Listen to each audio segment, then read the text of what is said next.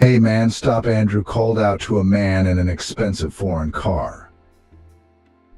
It was a cool fall evening. It was getting dark. Andrew could barely walk after a hard day's work. He worked part-time at the market as a laborer. It was the trading post of an acquaintance of Eden's. He helped Andrew in his time of need by getting him a job there. Andrew also had an old house for demolition, which stood alone near the river by the bank. The house had long since been declared a wreck. The roof had sagged in two places. The walls were painted, as they used to be, up to the middle. Grandma had painted it white from then on. Andrew's mom didn't live long. He was left an orphan early on, and everything went wrong from there. Just happened to be in the wrong place at the wrong time. He did time for the company. Then there was nothing to do. No job, no opportunity to study. Loneliness and the feeling that this world did not accept him soaked Andrew completely.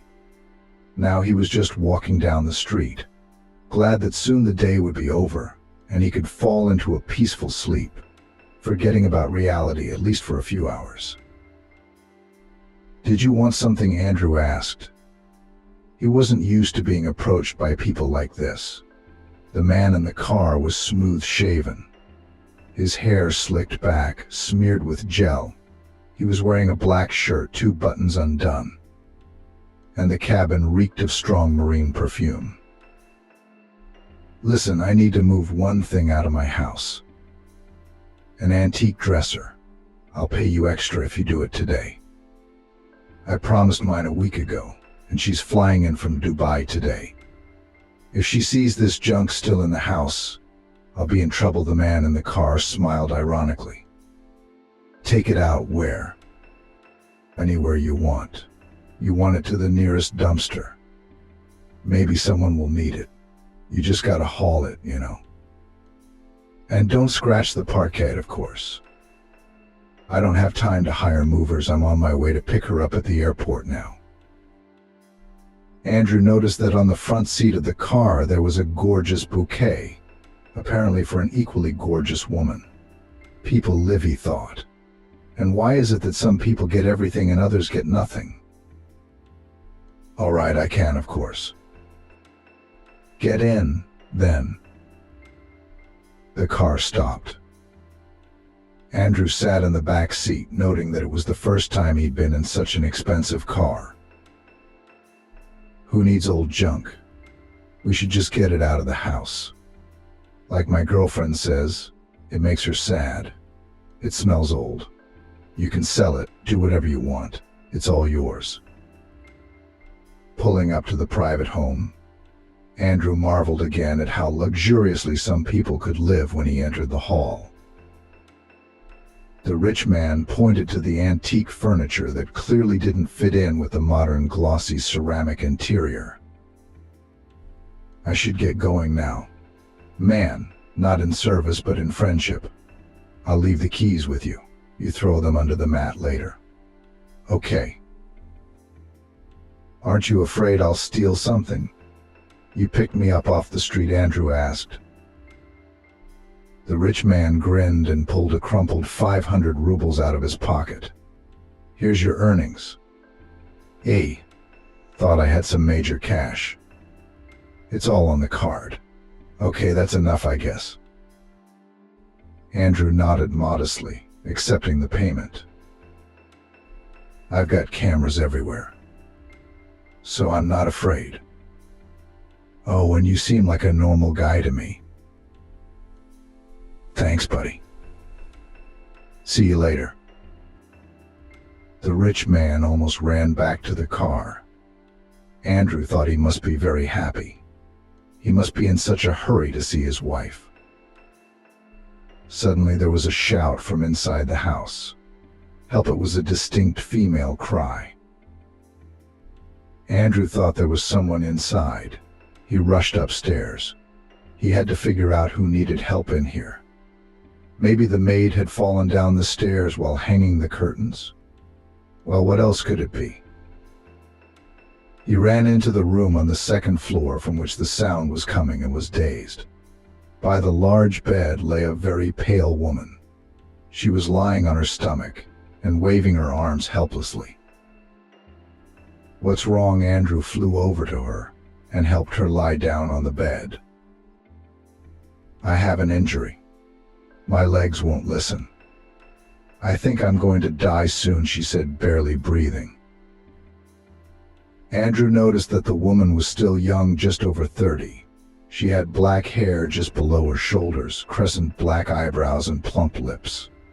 Her pallor made her even more expressive. Large eyes literally bore into Andrew's. "And I thought no one was in the house. My landlord let me in," he began to justify himself. "I see. The husband." "Wait, what husband?" "That man in the black shirt." Andrew began to describe him. "How could he be her husband if he went to meet his bunny?" "Yeah, we live alone. No one else is here. This is my husband. He's doing the renovations. I'm dying. I know he's with someone else. They can't wait to bury me, throw all my stuff away, and get married. You know, Nabu has always been an Alfonso. Before me, he dated a woman in her 50s, and he wasn't even 30 at the time. Gambled away all my money, ruined the business. I can't even get an operation. They don't do that here. I have to go to New York, and I don't have any money. If you sold this house, this car, wouldn't you have enough money?" Andrew asked. She looked embarrassed. "I'm sorry I scared you. I also loaded you up with my problems. The money might be found. Only Nabu doesn't want it. He says I'll live with this disease for the rest of my life, and the operation could kill me, but I'm getting worse. I know I'm going to die. And that's all he wants. It's like I'm out of business. He took the business the first time I went into surgery. Then there were more surgeries, but nothing worked. It looks like another one is needed, but a very expensive one. It seems to me that after it I could live a full life until I was 100 years old. At least that's what the doctors say. And of course, there are always risks. But Nabu said there's no money, and why risk it? He's had a mistress for a long time, and my neighbor comes to see me 3 times a day. He hired her to watch me. That's how it is. And I married him when I was a rich heiress. Nabu found someone else and no one cares about me. I fell. And if it hadn't been for you, I think I'd be lying there until the neighbor comes. And she'll be here in the morning." Andrew felt sorry for her. She was a real skeleton in the rich man's closet. "My name is Andrew." "Kira, why did you fall down? Were you trying to grab something off the nightstand?" Andrew handed her a glass and she drank it greedily. The guy took a closer look at her and noticed that she was pretty enough. It was as if her eyes were smiling despite her illness. "You'll forgive me, of course, but your husband is just a horrible person. You can't treat your loved ones like that. You'd better tell me, what did he ask you to do? Why are you even here?" "He asked me to take out the dresser." Tears spurted from her eyes. What is it?" Andrew asked. "This dresser was made by my father with his own hands. It's dear to me as a memory. What does it matter anymore, though? You just take care of it, okay?" Andrew nodded. He asked if he needed anything else, and when he didn't, he went to the dresser. It was a good one, and it took a lot of effort to get it out of the house. Next, Andrew called his neighbor.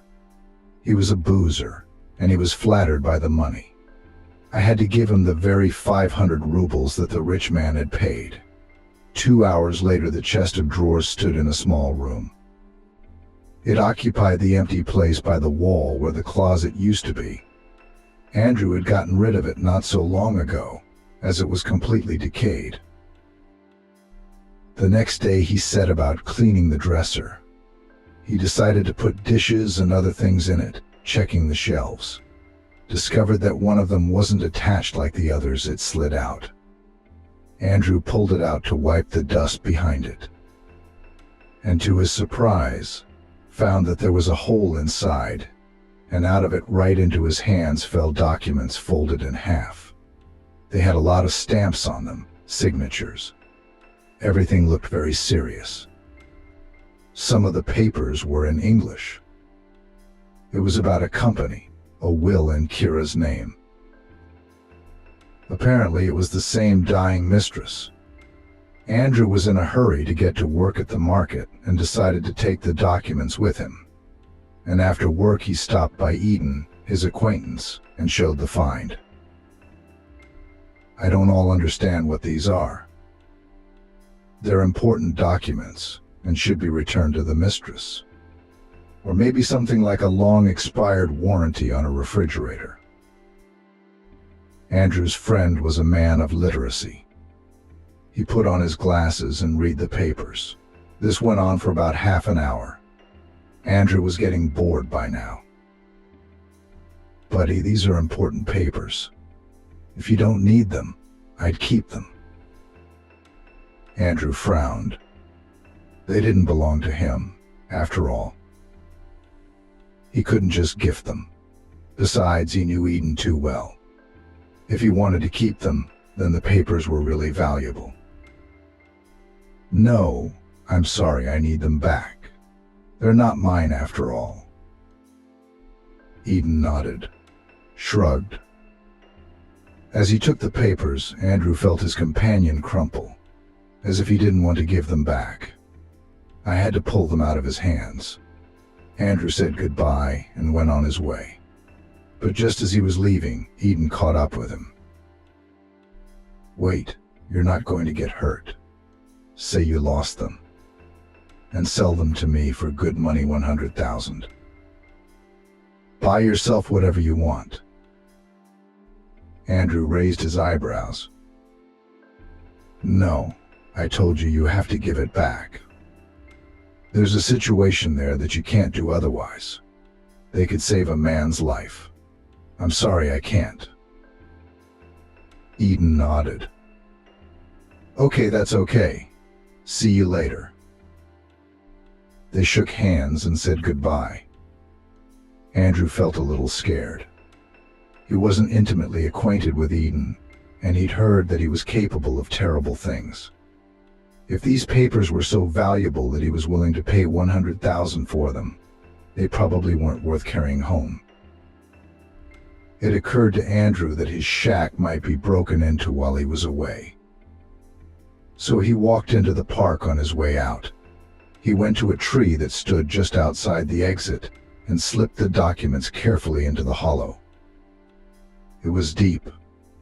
A squirrel used to live there, but it hadn't been seen for a year. The hollow was big enough to put the folded papers inside. I don't think anyone would be coming in here anytime soon, and if they did, they'd probably be in possession of some pretty serious documents. Well, Andrew realized he had no other option. How to secure this find? There were no friends or acquaintances he could trust with such a thing, and his house wasn't even locked. Andrew was barely making ends meet, and there was nothing to take from him. Until this afternoon. Toward evening, when he'd already turned out the lights, there was a knock at the door. "What do you want?" he asked gruffly, without opening it. "My good man, we've come to pick up some papers. A man needs them. Here's a tenner for you, 10,000. Give me the papers, and we'll part in peace. If you don't give it to me nicely, we'll find it and take it anyway. So you'll be beaten sad, without money and without papers." Andrew realized he couldn't get away from Eden. "It doesn't matter, we're after the papers. And they don't belong to you. Give them back." so let's not get on each other's nerves. Andrew went out on the porch and saw 4 big guys coming to visit him. They put money in his hand and looked at him expectantly. "But I gave the papers back to the owner," Andrew explained. "I don't have them." "We'll find them anyway. We'll even tear up the floors of your shack. You give it to me." Andrew sighed and moved away from the door, letting the uninvited guests into the house. "Well, that's a bad way to do it." One of them went inside. The other started hitting Andrew. He tried to resist, but it was no use. 2 of them held him down, the others hit him, broke his finger. But Andrew kept saying there were no documents. The house was turned upside down. They weren't kidding when they said they were going to tear the floorboards off.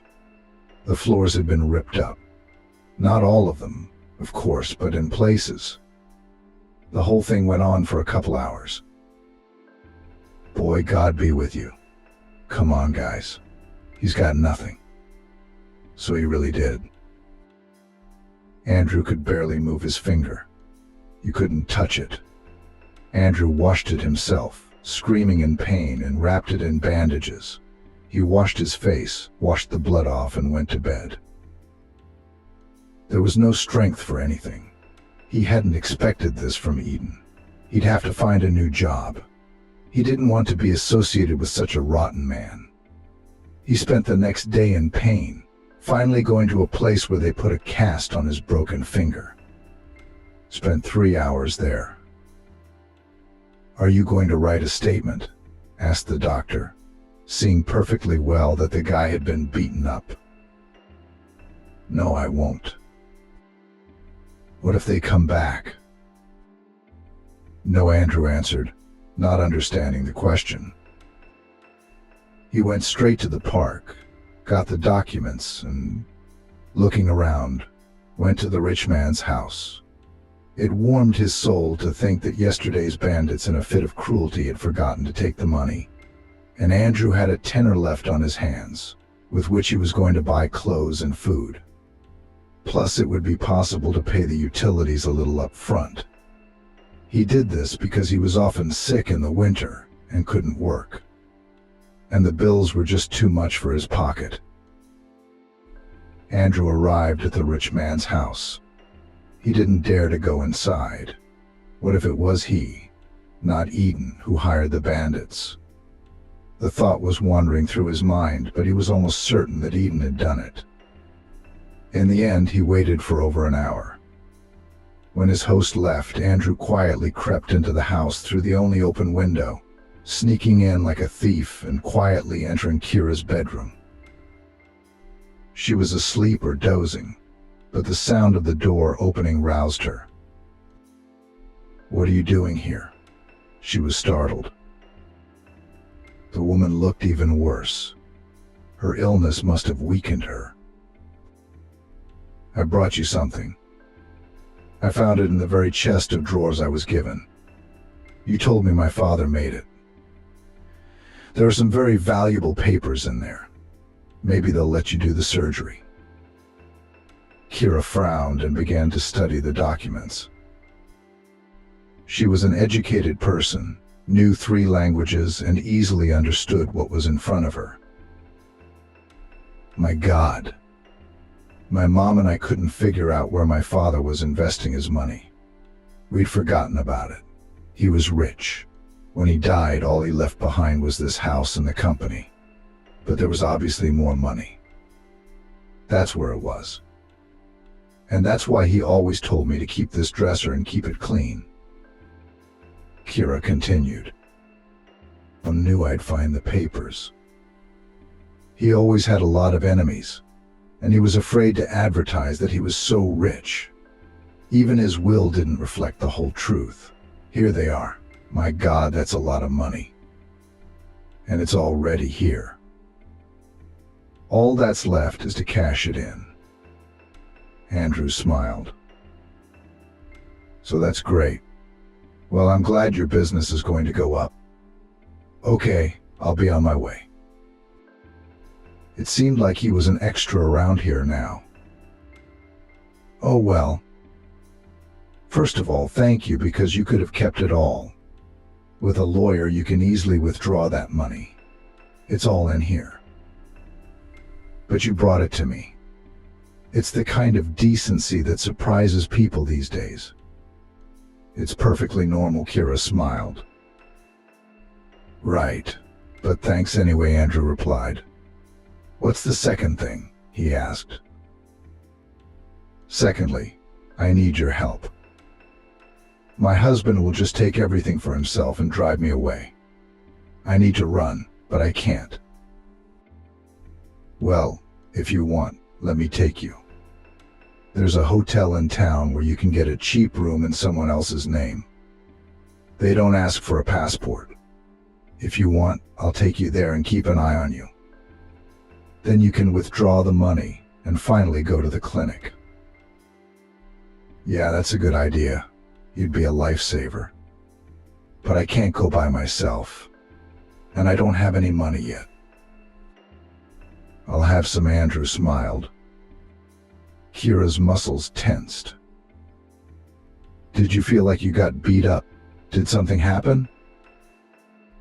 Andrew said that first he showed the papers to a comrade, and he sent bandits for his soul. You're a hero. Really. That's not just common decency anymore. You sacrificed yourself. You know, I won't be in your debt, honestly. Oh, come on. I'm not here to ask for a handout, I'm here to help a man in need. And that's not heroic. Although I can see why you're surprised. Your husband, by all accounts, is not a very decent man. He's not, she said. Andrew helped her up. He gathered up the things she pointed out. It turned out to be 2 heavy bags. But Kira took everything she needed. She wrote a note to her husband saying she was leaving for the hospice, didn't want to get in the way of building a new life for him, and asked him not to look for her. He had to buy it. Half an hour later, Kira walked into the hotel with Andrew. They introduced themselves as husband and wife. Andrew explained that his spouse was ill and he would be taking care of her. Said that he was passing through town and had invented a beautiful and creative profession as sculptor. Nobody knows famous sculptors by sight, and creative people often look unpleasant. It's inherent in their personality. So Andrew's scruffy appearance didn't arouse suspicion. They chatted sweetly with the concierge and were soon alone in the room. There's no one to look after you now. Do you want me to stay? He asked. It was awkward. He only now realized that she needed care. He needed to help her go to the bathroom, take a shower. It's nothing. I'll try to do it myself. No, I'll stay, he said seriously. They talked about life all evening. Andrew talked about his mother, about how hard it had been without her. And suddenly he realized that he was very lonely. And so was Kira. Her parents were long gone. Laurel had gotten involved with the wrong man in search of intimacy and now had to suffer for her choice. They had married Nabu, and she'd had health problems afterward. One surgery, another. In the end, in the 4 years, while the business was completely in his hands, they lost all income. They had to lay off employees and sell the office. Now what was left of the business was just making ends meet. When the doctors said they could do a surgery that would normalize everything, I was happy. I was so tired of this medicine. What's wrong with you? Andrew asked. Is it something with your thyroid?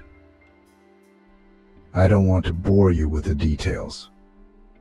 But there is a way to get back to normal. If I have time, if it's not too late.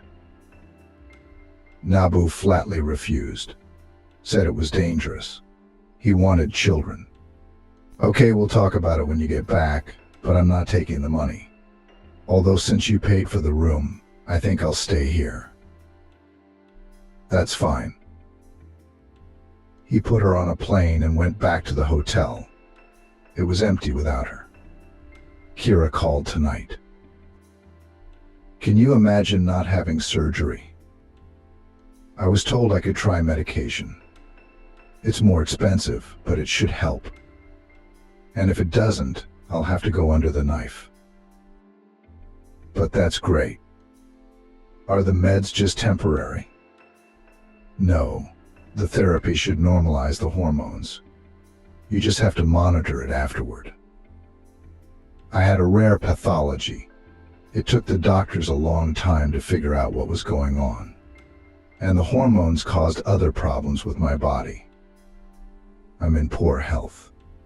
But I think I'm going to live. Andrew smiled. He had heard that Kira was no longer burying herself. The first time he saw her, she had spoken to him like she was doomed. He had even thought then that she had cancer. Her disease was actually treatable. I'm very happy and I'm waiting for you. Come back soon. I think I'll work here for 10 days. And if they see that the pills are working, they'll let me go home. And if they don't, we'll think about surgery. For the next 10 days, Kira and Andrew talked on the phone for hours. They missed each other, talking about silly things, movies and politics, talking about everything and nothing, like teenagers. And on the 10th day, Kira announced she was coming back. The medication had helped. She could already walk on her own, and she had the strength to live. Andrew met her at the airport and saw that she had changed, and she was even more attractive. She was wearing little makeup. She had bought new clothes, gone to a beauty salon. You look great, he said. Andrew himself did not sit idle all this time either. He found a part-time job in another market, away from Eden and his thugs, and earned money for new clothes. Living in a hotel room, he didn't have to spend much on food. He cut his hair, bought new razors, and started to look different too. Women even started looking at him. Andrew was handsome. The day Kira arrived, they finally confessed their affection for each other. They spent 24 hours in each other's arms. And then Kira filed for divorce. That same night, she got a call from Naboo. What's a divorce? You said you went to the hospice to die? Naboo was surprised. Kira didn't realize he had a mistress hanging on his shoulder at that moment. Capricious blonde Stella, or whatever he called her. Bunny.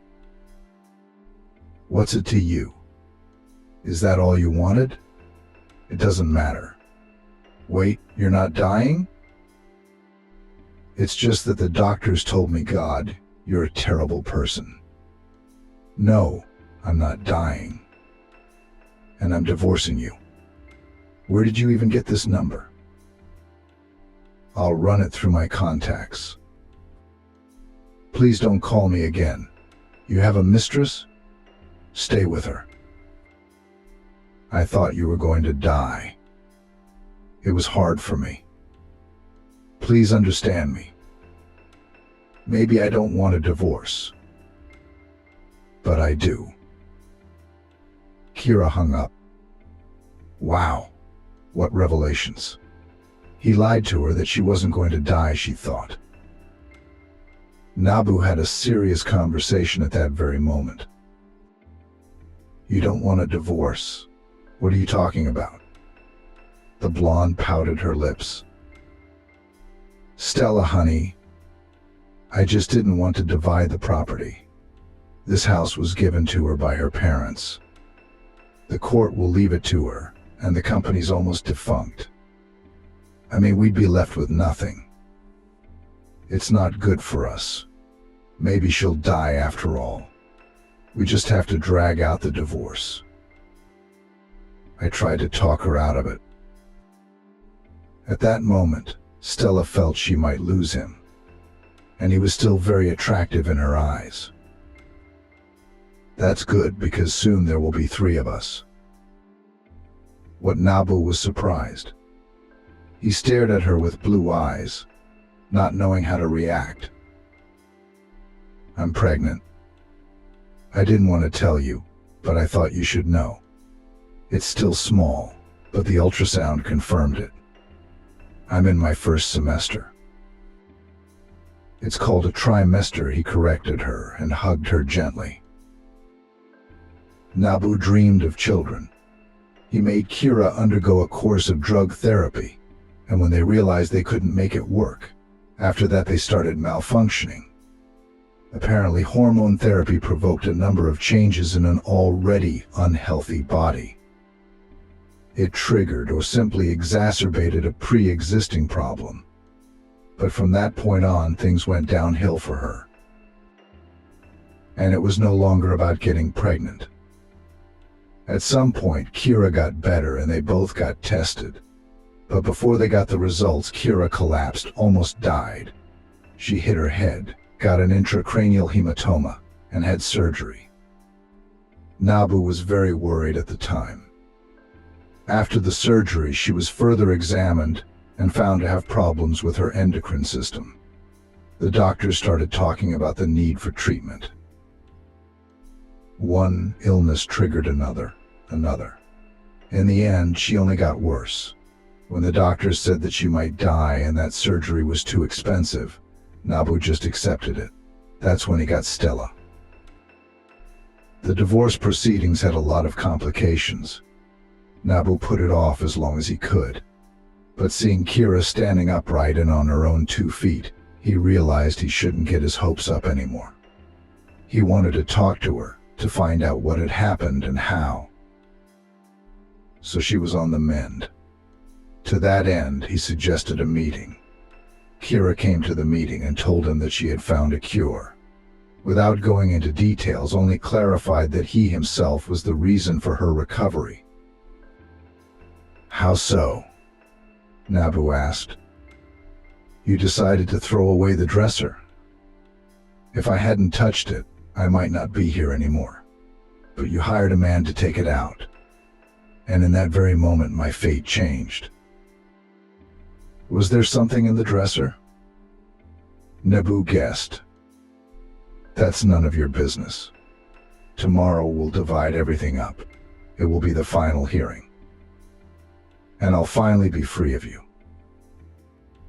Nabu felt hurt that she was so happy and he wasn't. Stella was pushing him, saying she wanted a lavish wedding dress, even though Nabu hadn't even proposed to her. In the courtroom, Kira honestly told what horror she experienced, hearing that in the next room her husband is having fun with another. Under those circumstances, the court should definitely find that the spouse hardly deserved to get anything. Nabu realized he was about to be left holding his nose and took the floor. Yes, I met someone, but I always kept an eye on my wife and her nurse. I'm a human being too. I have needs for love and care too. And it's not my fault that I fell hard in love with someone else, but I didn't dare leave my dying wife. Those are the circumstances. I'm sorry you heard everything. But I didn't think it would turn out this way, he said fidgetily. And now we're expecting a baby. I just want a divorce. And let them judge us fairly. You can't have children, Kira said. Nabu, when did we get tested? The doctor sent me the results. I wasn't well at the time. I had an operation and I forgot to tell you. We never talked about it again. You're infertile. So if I were you, I'd check with my mistress to find out who the father is. Stella wasn't in the courtroom. The judge sighed as she looked at Nabu. And soon the verdict was in. Nabu got the crumbs, in fact only what he had earned himself. Everything was left to Kira. Back home, Nabu had a drink. Stella came home late at night, and she smelled of alcohol too. Me and my girlfriends had a drink. I had a couple of drinks, honestly. It won't harm the baby. Pregnant women can have a little alcohol. Don't worry about it, she said. You know what? I'm infertile, he said. His words came out of the blue. It was followed by a dead silence. Stella stood still and then sat down quietly beside him. And I didn't know whose baby it was. Was it? No baby. I thought I was pregnant, but I wasn't. I didn't want to upset you later. I thought I could still get pregnant. You wanted a baby so badly, didn't you? Nabu realized it was all a deception. She had originally just wanted his money. She wanted him to provide for her. I see. But pack your things. I don't want to see you again, he said. Stella raised her head proudly. She packed up and left in a cab. But she hoped he'd come to his senses. At that time, Kira and Andrew moved together into a small apartment in the center of the city. Kira soon sold the house and used the money to buy a new place. The most difficult memories were connected with that house: the death of her parents, her illness, and thoughts of her imminent demise. She decided to start over, and Andrew proposed to her, and she was about to take his last name. She was preparing to become Kira Johnson, looking for a dress. Andrew, on the other hand, was working at her new company, which she'd started not too long ago. She was feeling much better, so she went into business for herself. Unlike Nabu, Kira knew how to run a business. She was the only child in the family, and her father had accustomed her to labor, taught her all the basics. So she started a company, hired old employees, the most loyal ones she'd known for years. She had a lot of connections, from the fire department to the marketplace. So things picked up pretty quickly. However, she was still undergoing treatment and was now able to exercise. She had more strength, but the treatment continued. And Kira took care of herself, shifting some of her responsibilities to Andrew.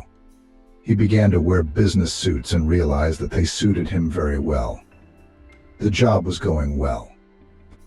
He easily found a common language with people because he looked great in expensive suits, communicated with everyone as a simple man, wise in life, kind and understanding.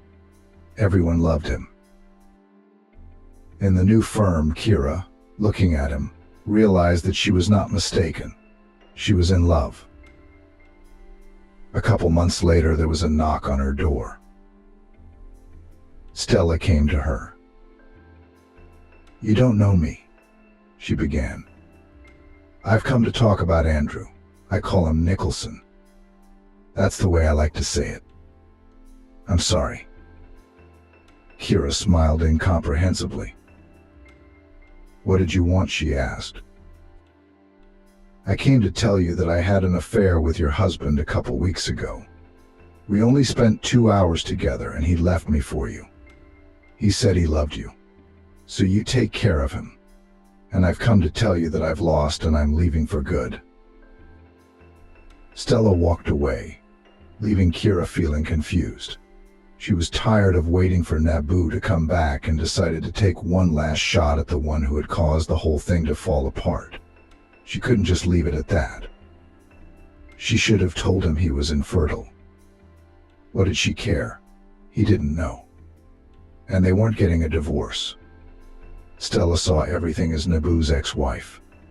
When she realized it was over, she decided to get revenge. Thankfully, Kira had never seen her husband's mistress. She was bedridden, but telling her all this. Stella went to celebrate her victory.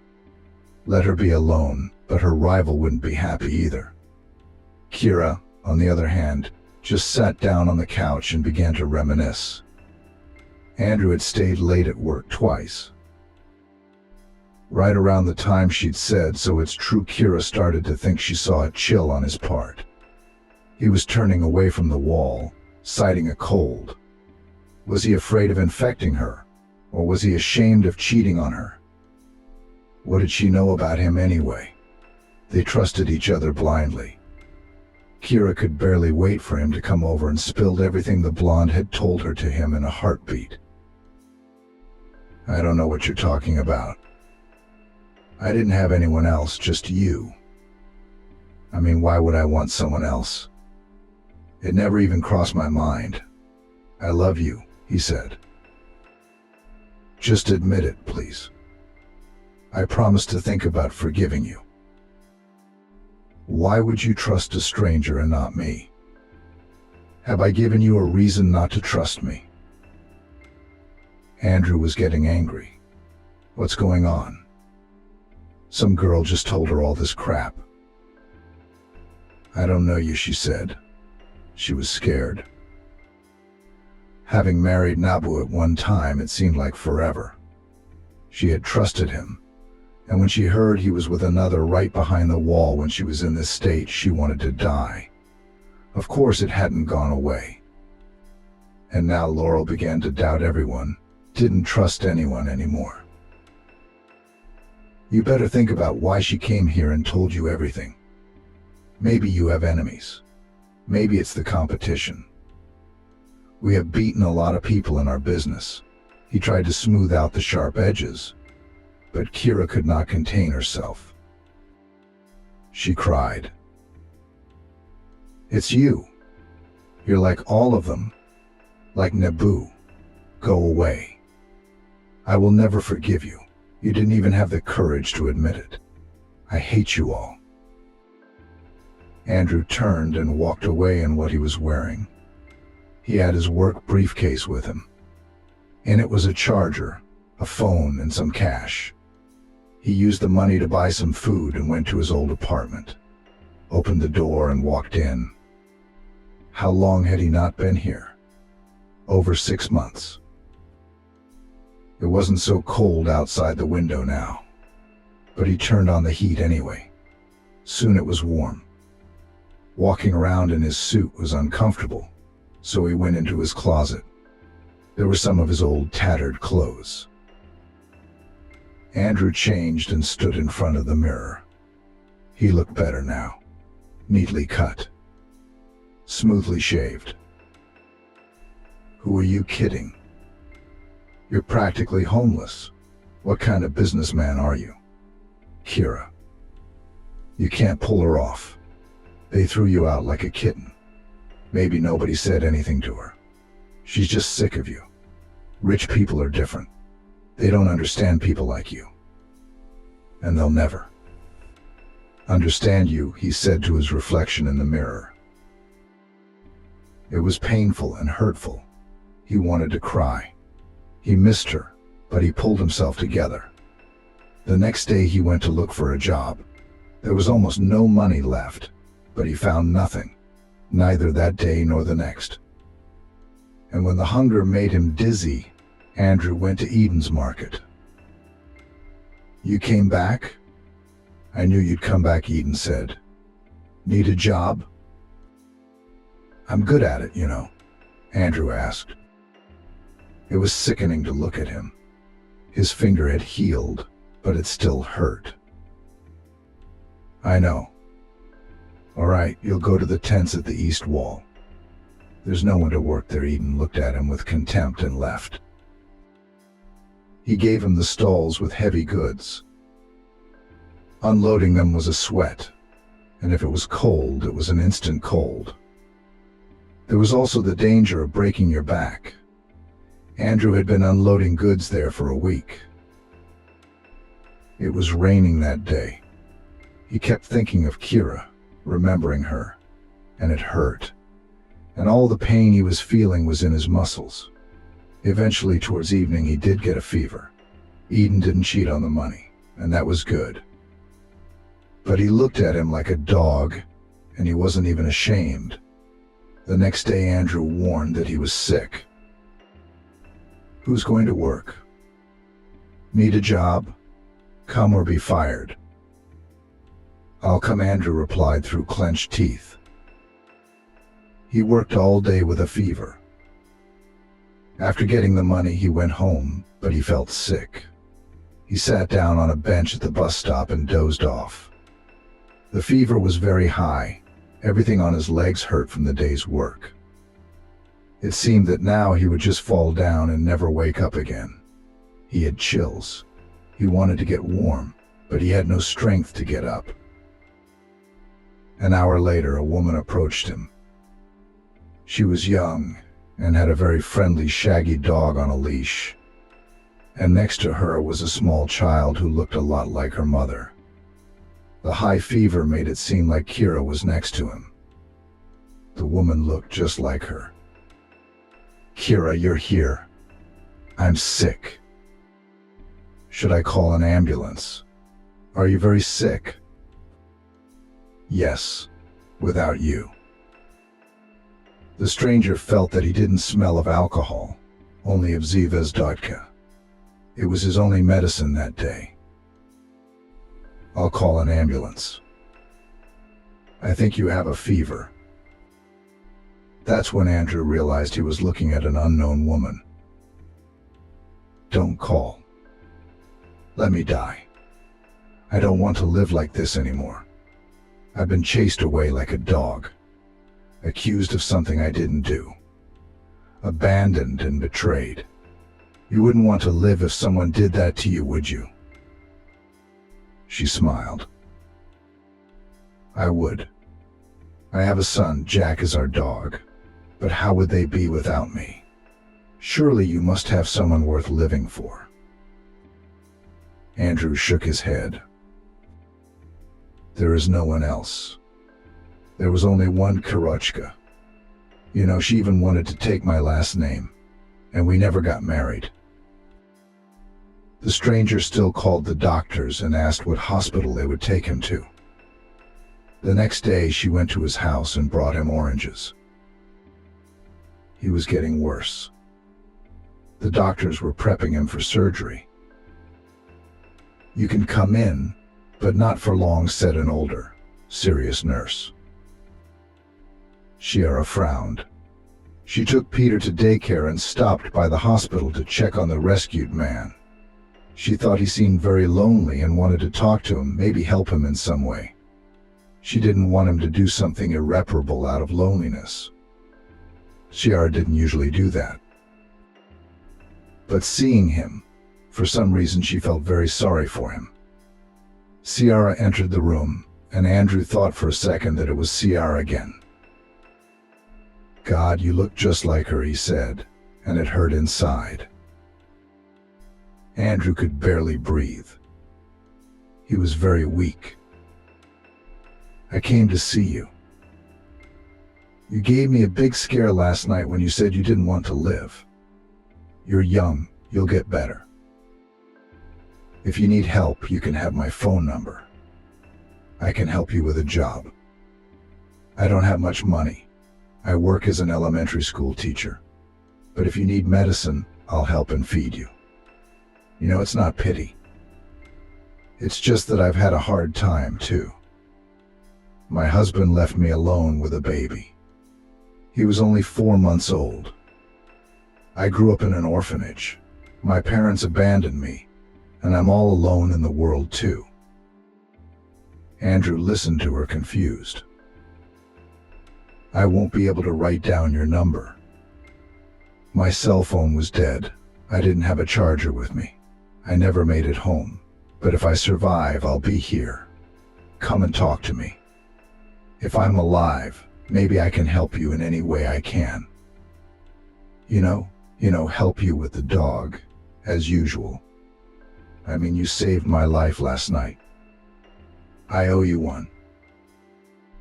My name is Chiara." Andrew Chiara smiled. "Then I'll come by again. You're going to live. The doctors told me it's nothing serious." She lied. Andrew believed her, and he was relieved. An hour later, they drained the fluid from his lungs. He was lying in his room, coming off the anesthesia, when the thud of heels hitting tile in the hospital corridor. It was Kira, who had heard that Andrew was in the hospital and was on her way to visit him. When she found out she was pregnant, the thoughts in her head changed. Who was that woman? And what did she want anyway? By chance, she met Nabu on the street. He said he missed her, that he'd chased away an ex who'd lied to him about the baby. You wouldn't happen to have a picture of her, would you? Kira asked. A thought crept into her head. What if she was the one who came by? Nabu found her social media profile and turned the phone screen toward her. Kira slid her eyes over the picture of the beautiful blonde and immediately realized everything. Okay, I forgive you, be happy, she said and hugged him happily. And then she turned and ran. She started to call Andrew, but didn't get through. So she looked for him. She had to ask a friend in the authorities. When he called back, Kira had a speech prepared. She wanted to apologize, make up and tell him that Andrew would soon become a father. Andrew Kalugan is in the hospital. He has an operation. Can you write down the address? Said into the phone her acquaintance. Kira felt sick. She was guilty. She didn't believe him. But how could she do that to him? And without her, he was sick. Kira rushed to him so fast she almost had an accident. She kept telling herself everything would be all right. When she was allowed into the room, Andrew was just coming out of anesthesia. She pestered all the doctors, asking every little detail about his health. He'll live. Calm down, the doctor on duty that day answered her. Now Kira stood in the ward in a white coat, shoe covers and cap and watched her favorite man open his eyes. Are you here? He asked.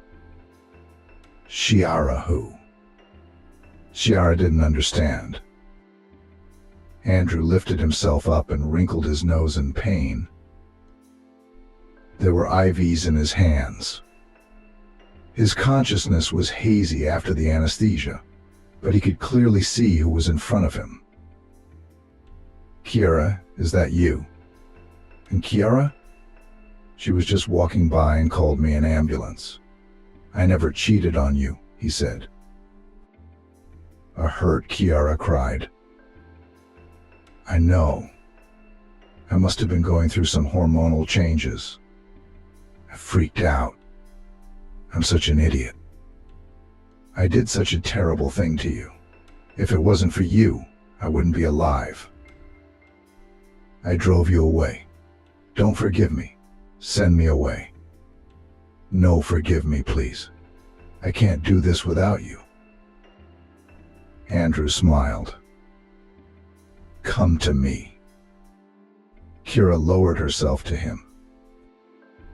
I've missed you so much. It was Nabu's ex. Decided I broke her happiness, apparently. I'm just dying of shame and guilt in front of you. How can I make it up to you? I've already forgiven you. Just try to learn to trust me, he said. Okay, but in my defense, you got me pregnant. I'm terribly pregnant. I'm 100% pregnant. I'm nauseous, and I'm having mood swings. Andrew was surprised. Pregnant? Really? You're allowed to be pregnant? He was afraid for her. After all, she was just finishing up therapy. It's okay. The doctors say everything's fine now. Pregnancy could even be good for your endocrine system and stabilize everything. Well, of course there are risks, but I'll be monitored by doctors all the time, more than other pregnant women. That's so great, Andrew said. And it was pure truth. He was just happy. Andrew stayed in the same hospital for a few more days. Kira was tired of it, so she invited her doctor to examine her lover and let him go home. The doctor told him to stay under observation for a few more days. What upset Kira? But there was nowhere to go. Nevertheless, Andrew was on the mend, even though he had suffered from severe pneumonia. He was still being pumped for fluids. I had to be on the safe side. One day in the hospital corridor, Kiara did run into Ciara. After recognizing who she was, Kiara began to thank her. Kiara looked at her strangely the whole time. "Why are you looking at me like that?" Kiara asked. "I think I know who you are," Kiara replied. Kiara frowned. Many in the town knew her family. "You're my sister," Kiara said. Kiara's eyebrows crept upward. All her life, her father had been trying to find his first child. His wife, Kiara's mom, had given birth early, very early. They'd left the little girl in an orphanage. And when they tried to find her, it was too late. The trail went cold, everything got mixed up. Ciara ended up growing up in a foster home, but when she was 15, they died. Ciara ended up back in the orphanage. While her foster parents were still alive, they helped her find her birth family. Ciara was in shock at the time. She expected them to be alcoholics or worse. And they were the most powerful family in town. She wanted to go and visit them and say, "Here I am," but resentment overcame the urge to hug her father and mother. They'd given up on her. They didn't want her. She didn't know that they were looking for a daughter, that they regretted leaving her at the orphanage. In the end, she just watched their lives from the sidelines. She knew about Kira too, but she didn't seek out a meeting. Kira was also aware that she had a sister somewhere, but even with her father's connections, they couldn't find her. The records were a terrible mess. The information was not yet entered into the computer. And the fire destroyed many important records. "It's you." Kira looked at Kiara with curiosity. I'm not imposing. I didn't think we'd run into you like this." "Oh my God, we've been looking for you. Your parents really wanted to find you." "Looking for me?" Kiara and Ciara sat on a couch in the hospital hallway and talked for hours until they were interrupted by Andrew, who came out of the room. When he appeared, Kira and Ciara began to tell him that they were sisters. "It doesn't work like that," Andrew said when he was discharged. Kira and Ciara got together. Ciara had grown very attached to her sister, asking her how her pregnancy was going. How was she feeling? They were trying to catch up on all the years they hadn't known each other. And besides, Kira just adored Peter, her nephew, and spoiled him as much as she could. It was only when the positive outcome of her and Kiara's kinship came that she accepted her sister's help. With a rich, Kiara realized her dream, opened a private school on remote education, and began to work with children remotely. After all, alternative education was gaining momentum. A law came out that made going to school in person optional. Ciara taught kids who wanted to be educated at home. Her business was booming. Profits were good. "Do you have your father's genes?" Ciara said. "He was a businessman by God. You did it right the first time. Good girl, I'm proud of you." Ciara often remembered how she had called an ambulance to a stranger and how that act had changed her life. They were friends with Andrew, and as promised, he helped her around the house. Just not with the cleaning, but with the moving. Ciara began to rent her small apartment, which she had received from the state as an orphan. She bought a newer and bigger place for herself. Andrew and Kiara continued to work together side by side. Kira long blamed herself for that act and was afraid of losing him. And Andrew forgave her instantly, because he loved her so much and understood that if you get burned on milk, you blow on water. Their company prospered. Nabu disappeared from Kira's life forever. He moved abroad to his relative. Maggie wandered reluctantly to the hospital, carrying a child beneath her heart. and as soon as the old woman touched her hand, "You've always been like this, since you were a little girl. All children sit normally. What they're given, they play with. But you always wanted more than the other kids." As if you were better than the others, Maggie was silent. She knew that when stepmother Anastasia was in such a mood, it was best not to argue with her. Actually, Anastasia wasn't a bad woman. At least when she'd started living with Maggie's father and moved into the house with her son Stephen, who was only a year older than Maggie, she'd always given the kids the same fair and square treatment. Stepmother was easily turned on, as Stephen had said, but easily calmed down. Unlike Eden's father, it took some effort to make him angry. But if he got angry, it was everyone, so it was easier for Maggie to admit to her childish pranks right away. It was Anastasia, of course, who was the first to grab her heart and start wailing. "Oh, you freaks did it again. You're not going to clean up this mess. I'm not angry with you. Why? All children are like children, but I have devils, pranksters." After that, the delinquent children were punished, and their misdeed was never mentioned again. But when the stepmother learned that the stepdaughter after graduation is going to enter the city, she could not calm down for a long time. Her father, of course, was not happy either, but as usual, he did not express his feelings. At first, Anastasia hoped that Maggie would come to her senses and stay in her native village, as Stephen had done. But the girl, unlike her half-brother, always knew that her place was not here. She dreamed of going to the city and becoming a fashion designer, clothing designer, or stylist.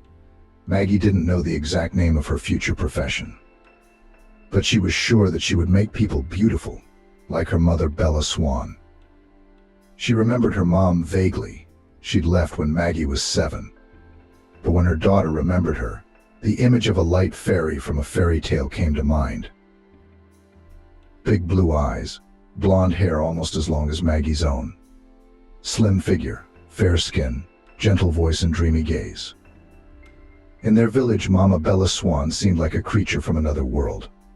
She didn't know how to dig a garden or milk a cow. Daddy Eden did all the housework. Sometimes his grandmother, his mother, helped. She did not like her daughter-in-law, who was not adapted to country life, and often remembered with unkind words the day her son brought her from the city. Mama Bella Swan liked to do only 2 things: bake and sew clothes. And she did the former while sewing. Maggie still kept her childhood dresses made by her mom's hands. Except that when Maggie was 7, her mom disappeared. The girl could not understand what happened for a long time. She kept asking her father where her mother was and when she would return. He was silent. The grandmother gave the answer. "She left you?" "She left me. She ran back to the city. She couldn't live here. I told Eden as soon as he brought her back, I told him she wasn't right for you. She's so blissful. She doesn't belong here. I hope I'll grow up okay with you at least." Probably in order for her granddaughter to grow up normal, Grandmother Anna found her son a second wife herself. Simple, economical, experienced in the family business. Anastasia, she said to Eden, is a normal woman. She has already given birth to a son, kept everything and nothing. She can manage such a household on her own. Let's join her yard with yours and we'll live like people. The son obeyed and got married. And though in some ways Anastasia had replaced Maggie's mother, the girl had never forgotten her mother. Somewhere deep inside, she was sure that she would find her mother when she came to town. Surely she had already become the most famous fashion designer, and her daughter would be the same. They will meet at some fashion show, and her mother will immediately recognize her and be proud of her. And now, finally, that day has come. Even her stepmother's loud displeasure as she walked her to the bus couldn't dampen her mood today. Anastasia put her stepdaughter in what she thought was the best seat. She made sure the old brown leather suitcase was squeezed firmly between the seats. "All right," she said sternly, glancing glumly out the window. "You write there how to settle in." Suddenly the stepmother bent down sharply and awkwardly kissed her stepdaughter on the cheek. Then, as if frightened, She also abruptly recoiled and got off the bus. Maggie could see her rapidly receding back through the window. She's a good girl after all, she thought suddenly, even though she's not a mom. Maggie once again scrutinized the list from beginning to end. Her last name was not there. Didn't get in? Sympathetically asked a short, skinny red-haired girl wearing funny glasses with repair tape instead of frames. It was just a mistake, Maggie said confidently. I'm sure I did. The red-haired girl shrugged her shoulders. If you're sure, go to the dean. He has all the lists. If you want, I'll walk you there. Maggie nodded. As they walked down the narrow, dark hallway, she asked, "What's your name?" "Trixie, short for Taisia." "And I'm Maggie, short for Maria." "And you got in here?" The girl laughed in surprise. "No, but I didn't apply here." "Then what are you doing here?" "I was just passing by. It's hot outside, so I thought I'd come in and sit for a while. It's interesting to look at applicants, how they are happy, sad, studying this list with such hope that it hurts." Maggie was surprised at this way of spending her time, but she decided not to let it show. They were just approaching the dean's office. "Come on," Trixie encouraged her. "I'll wait for you here." Maggie knocked gently. A muffled voice came from the other side of the door. "Come in." A short, stout, gray-haired man with glasses sat in the office. Yes, he asked cheerfully without raising his head. "What is the question?" "I'm about enrollment. It seems that they forgot to put me on the list of those who passed the exams." The dean raised his head and looked at the girl in surprise. "Last name, first name, middle name?" "Bella Swan." "Just a moment." The dean pulled up a thick pile of sheets with students' names on them, flipped through it, found the right one, and read it carefully from beginning to end, frowned and looked at Maggie. "There is no mistake, Bella Swan. You didn't get in." "Not even close to a passing grade," he added softly, seeing the girl's frustrated face. "Try again next year, but prepare properly, okay?" Maggie nodded and walked out of the office. Trixie, as promised, was waiting for her in the corridor, looking at the stand with a history of the department with interest. "What's up?" she asked. "Did you figure it out?" Maggie nodded, feeling tears come to her eyes. "We're done. I didn't get in." "Oh man," I sympathized. Trixie looked at her sympathetically. "Don't worry, you'll get in next year. My older sister got into Moscow State University only for the second time. Nothing. She graduated with a red diploma." Maggie smiled languidly. "Great. Come on, let's get out of here." Outside, as it happened, it was especially nice. The sun was shining dazzlingly, the birds were singing. The flowers in the flower near the university filled the air with a lusciously sweet fragrance. It was as if no one in the world cared that her dreams had just been shattered. "Where are you going?"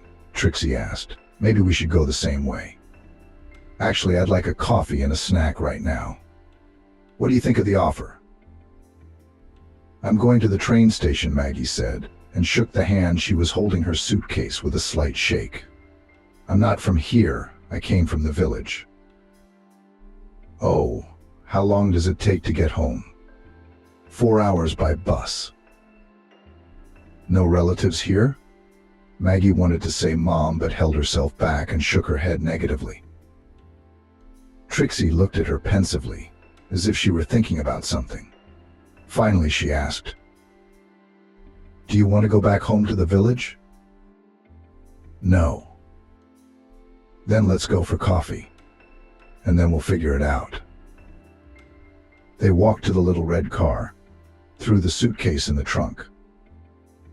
"It won't be comfortable for coffee," Trixie said. They ordered coffee without getting out of the car. They just drove up to some window.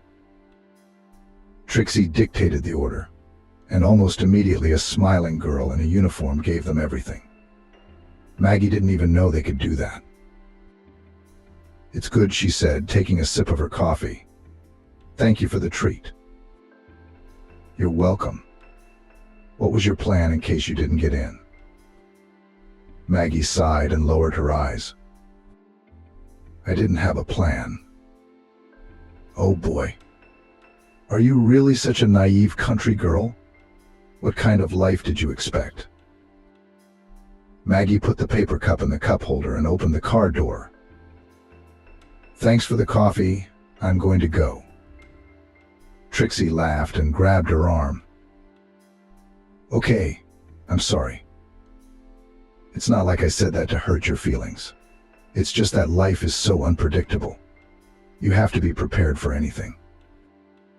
The naive country girl sighed and sat back down. "I don't want to go back to the village, Trixie. It's the only option I have. I thought I'd study, live in a dormitory, get a scholarship, then get a job." "Well, you can stay at my place, get a job, and study for your degree at the same time." Maggie looked at her incredulously. "Why would you do that?" The girl shrugged her thin, pale shoulders, covered with freckles. "Why not?" After saying that, she started the car and drove Maggie to her house. Trixie lived in a large 2-bedroom apartment on the first floor of an old 9-story building. It must have been renovated about 20 years ago. But as soon as Maggie walked in, she immediately felt the cozy atmosphere. It was obvious that Trixie had grown up here, and everything was the same as it had been when she was a child. In the first room was a piano with stacks of yellowed sheets of sheet music on it. Next to it was an old chair upholstered in cracked brown leather, the swivel leg of which creaked with every movement. Opposite the instrument, an old and slightly worn sofa stood against the wall, and above it hung bookshelves with a few photo frames mixed in with old novels with yellowed pages. "Your parents?" Maggie asked. Trixie nodded. "Why is Daddy in that weird suit?" "He's playing Boris Godunov. He's an actor, an opera singer." "Wow, that's great. Who's Mom?" "I'm a diplomat." "So is my older sister." "Wow." Trixie shrugged her shoulders. "Let's keep looking." "Come on." The second room was a bedroom. There was a big bed, a tall, ceiling-high wooden closet, and shelves full of dolls. Mom brought them back from every trip, Trixie explained. Maggie remembered that she had only had 2 dolls as a child. The first was a bald rubber puffball that she thought her mom had bought for her. The second was a Barbie doll her stepmother had given her for some New Year's Eve gift. "I think you'll live in the third room," Trixie said thoughtfully. "It's kind of like a guest room." The third room had a fold-out couch, a wide dark dresser, and a television on top of it. A desk and chair took up almost all the rest of the space. "Thank you," Maggie said and set the suitcase down. "Okay, go ahead and unpack and grab the towels and linens from the dresser. Don't be shy. In the bathroom. The toilet is just to the right of the front door. Get some rest. Maybe you need to sleep or just lie down. I'll do my own thing. I'll take the boys out tonight." Maggie had never been to a country house, especially one so big and beautiful. The huge 3-story brick house was full of cheerful young guys and girls, most of whom seemed to her too tipsy because of drinking and loud music. She felt like a stranger in this company. Trixie introduced Maggie to everyone, introducing her as her new friend and future clothing designer. Maggie smiled shyly and wished she could fall through the ground. She didn't remember anyone. All the cheerful faces seemed equally alien. Absent-mindedly taking the plastic cup of wine in her hand, she stepped aside. Then she saw the back door to the yard open and slipped through it. It was much quieter outside. Sure, there was some hugging couple sitting on a bench near the porch. But farther back in the garden, where a white gazebo stood between the trees, there seemed to be no one. That's where Maggie went.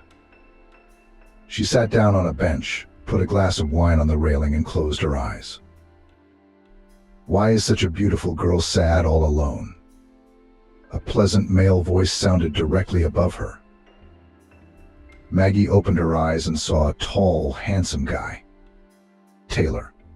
He introduced himself. Maggie. Nice to meet you, she replied. So what are you missing? Taylor asked. I don't know anyone there. We've all still had a lot to drink, Maggie admitted. Taylor raised his eyebrows and scratched the back of his head. I'm sober, and we just met, he said, and sat down next to her. Is it nice out here? Yes, it is, Maggie agreed. Taylor's eyes did seem completely sober, big, dark eyes that stared at her so intently that Maggie felt hot and cold at the same time.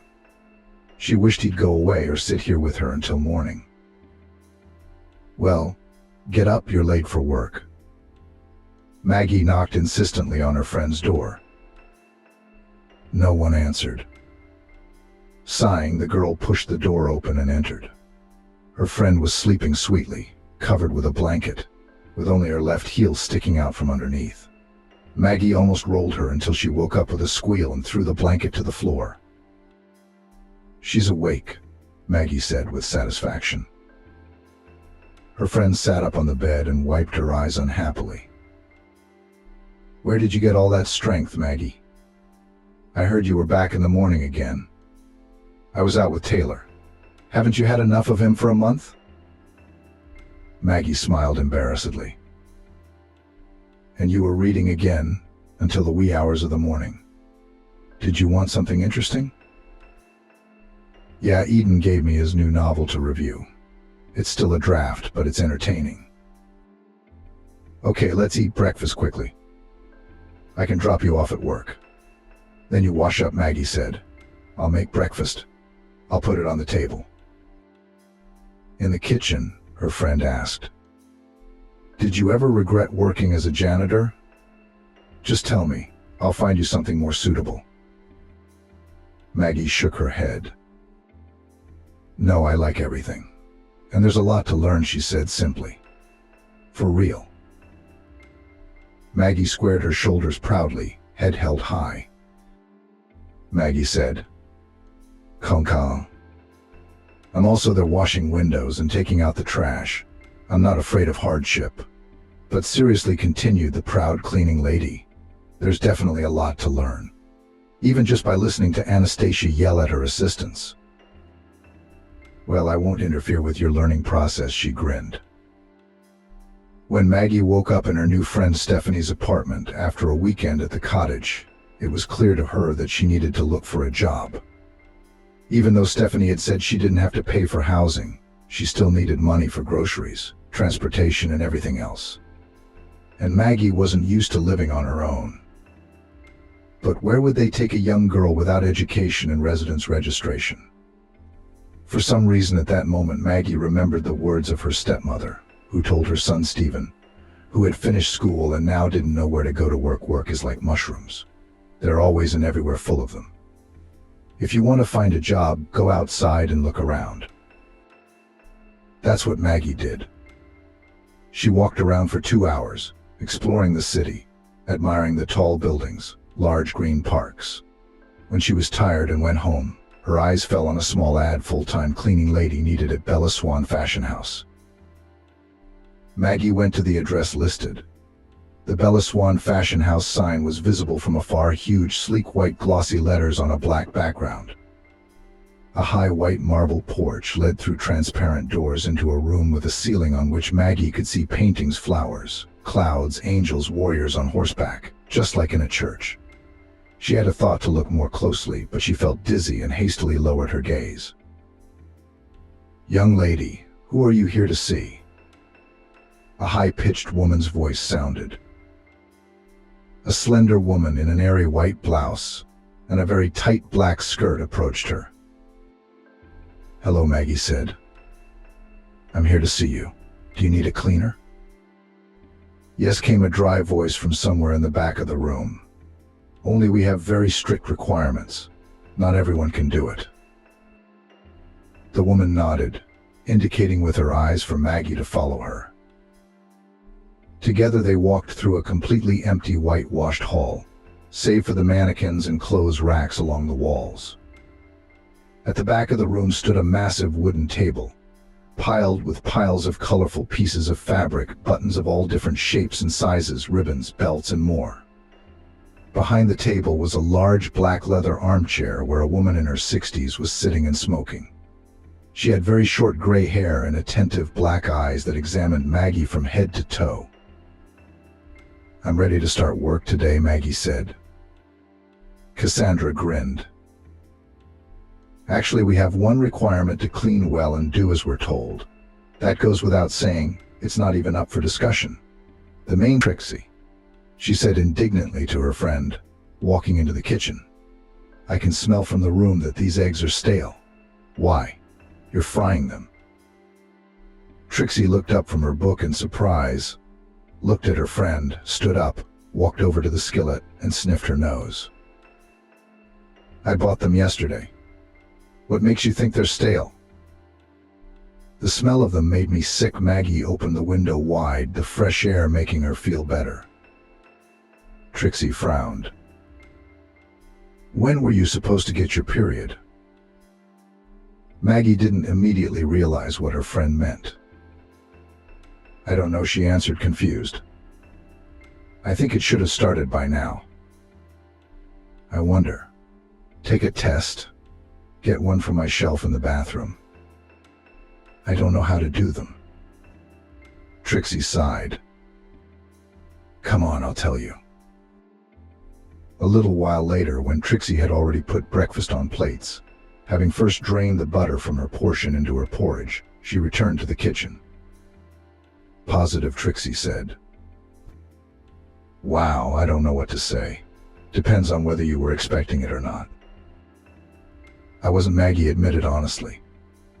"But I'm really excited, and I think Taylor will be happy too." "Well, that's great.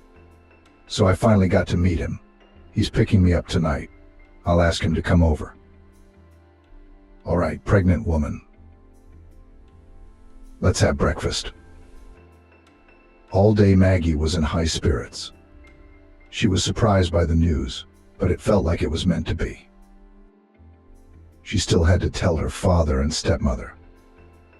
At that moment, Maggie remembered that she had not yet written to them as she had promised. They don't even know she didn't get in, and they probably think Maggie is the same old student. She felt ashamed. How could she have forgotten to write to them? Her dad probably thinks she left him, or even ran away like her mom. She also remembered Anastasia kissing her goodbye and asking her to write. Okay, at least she had a story to tell now. She has a job, she's actively preparing for college. There's a fiancé, there's going to be a baby. This evening, Taylor was running late. He was supposed to pick her up another half-hour ago. "Let's call," Trixie said. "What if his car broke down or something?" "I don't have his phone number," Maggie said. "How come?" "I don't know. I didn't get it somehow. We saw each other almost every day and agreed in advance when we'd see each other next time. And during the day we're both at work, so we don't have time to talk." Trixie frowned. "Do you know where he works?" "No." "Okay, what's his last name?" "No, I didn't ask." "Okay." Trixie came over to her friend, gave her a hug. "Let's wait till tomorrow. If he doesn't show up, we can go to his house." Maggie paced the room. "Trixie, what if something happened to him?" "Maggie, what could have happened to him? Even if it did, you wouldn't know about it. So we wait till tomorrow and then we go." She didn't sleep much that night. Images of Taylor getting into a car accident, being attacked by bullies, or the rope breaking in the elevator he was riding in came to mind. She slept for a couple hours and woke up early feeling completely wrecked. Trixie, she knocked gently on the door of that room's door. Sunday at 0800. Let's get at least another hour of sleep. Let's go, please. I can't take it anymore. Okay, Trixie stretched sleepily and looked at her worried friend carefully. I can't say no to a pregnant woman. No one opened the door for him. Maggie was nervous. She was already pounding desperately on the door, palms smacking away. She hadn't taken her finger off the bell button for probably 5 minutes before that. Trixie stood by her side and grew increasingly gloomy. We should probably call the police, Maggie said. What if he's lying there unconscious on the floor? Yeah, Trixie said in a strange, colorless tone. At that moment, the door to the apartment across the hall opened. Why all the noise in the morning? A sleepy woman in her 40s in a robe asked unhappily. I'm sorry, Maggie turned to her. It's just that the guy who lives here won't answer the door. We're worried something's happened to him. Why are you looking for him? The neighbor asked even more unhappily. He moved out yesterday. Moved out how? He ordered a car in silence. They carried some things all evening. He came out with the bags himself. It wasn't his apartment? Trixie asked. No, of course not. He must have rented it for a year or so. I see, Trixie said. Thank you, we'll be on our way.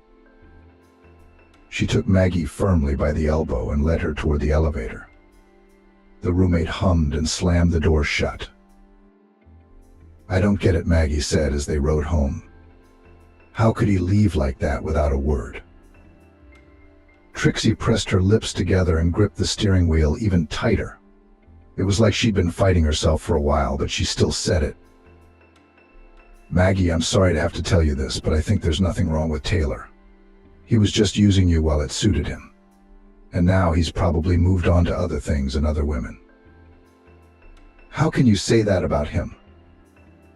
Trixie twisted the steering wheel sharply and braked. She turned to her friend, glaring at her. Maggie, wake up. Do you think it's normal to date a man for a month and not know anything about him?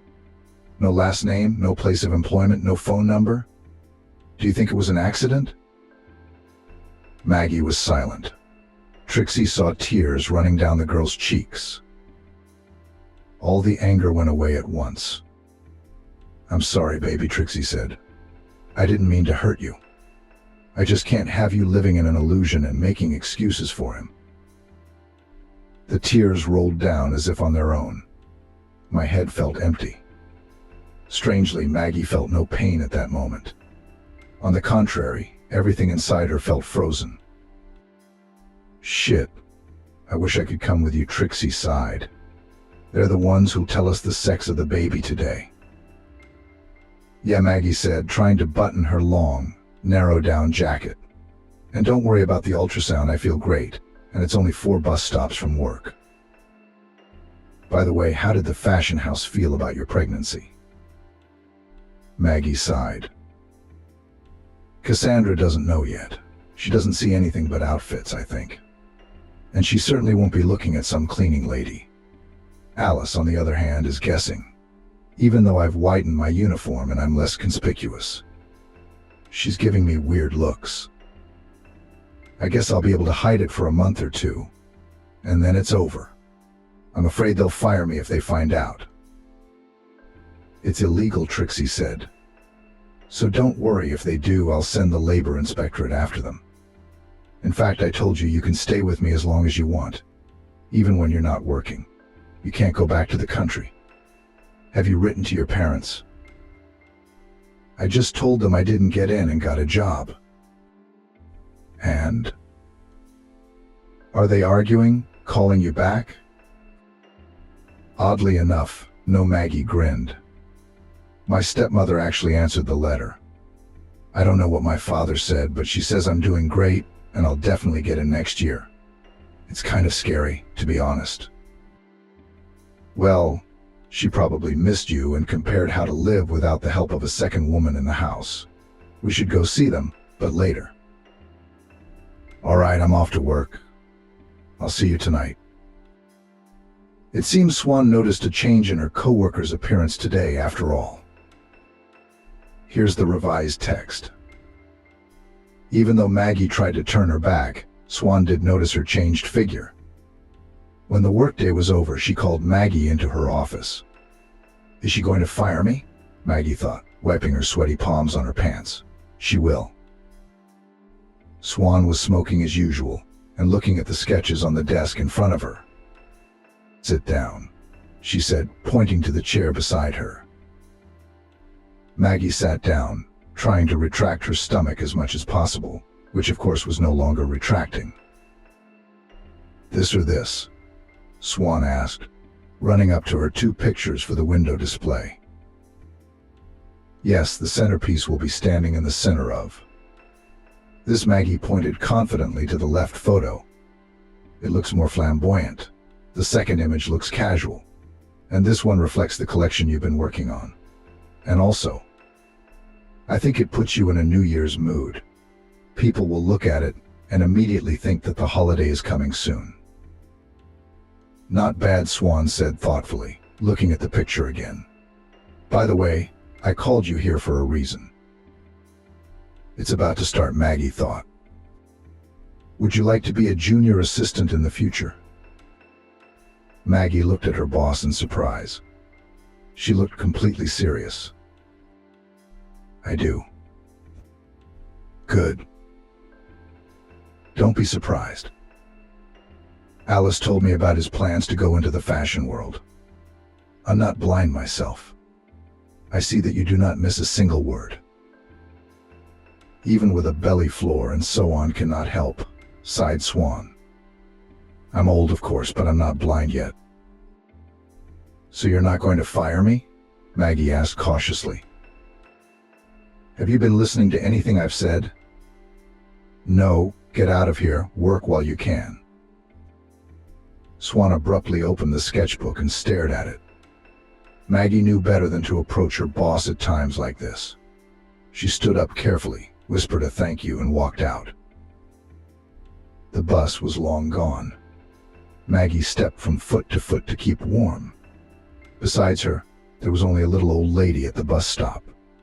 Though Maggie didn't like to stare at strangers, this woman caught her eye. She was wearing a long red plaid wool coat, and in her arms sat a large black cat that watched Maggie closely with big green eyes. Finally, the bus pulled up and Maggie and the old woman got on. Hey up. At the entrance, the driver shouted so sharply that the girl almost dropped her bag. She paid, went through and sat on the first seat of the empty bus. The old woman stopped in the aisle, grabbed the cat and began to look for something in a small beaded black purse. Well, the driver asked impatiently. Now, just a minute, the old woman replied politely. A coin has fallen somewhere. Probably the lining is loose. The driver sighed noisily. The old woman searched her bag even harder. The cat meowed unhappily. Take it, said Maggie, holding out the money to the driver. He hummed, but said nothing. The girl returned to her seat. The old woman sat down next to her. Thank you, my dear. You're welcome. Can you tell me when the stop factory is? I get off at the polyclinic. Just before it, I'll tell you. Are you going for an ultrasound? The old lady asked. How did you guess? The woman smiled, stroked the cat and pointed at Maggie's belly with her eyes. Stomach. It's not hard to do. Almost no one notices yet. It's not a long time. Especially since I have an experienced eye. I can tell you something else interesting. The black cat suddenly stood up, pulled himself up and climbed from the old woman's lap to Maggie's lap. That's a good sign, said his mistress. Usually he doesn't approach strangers. Did he like you? Maggie stroked the cat. His fur was warm, almost hot. "What did you want to tell me?" The old woman smiled, closed her eyes, and suddenly began to sway slightly back and forth. "You were an accidental child yourself, but you brought much joy with your birth. You will find your mother twice more. The first time hard, then for real.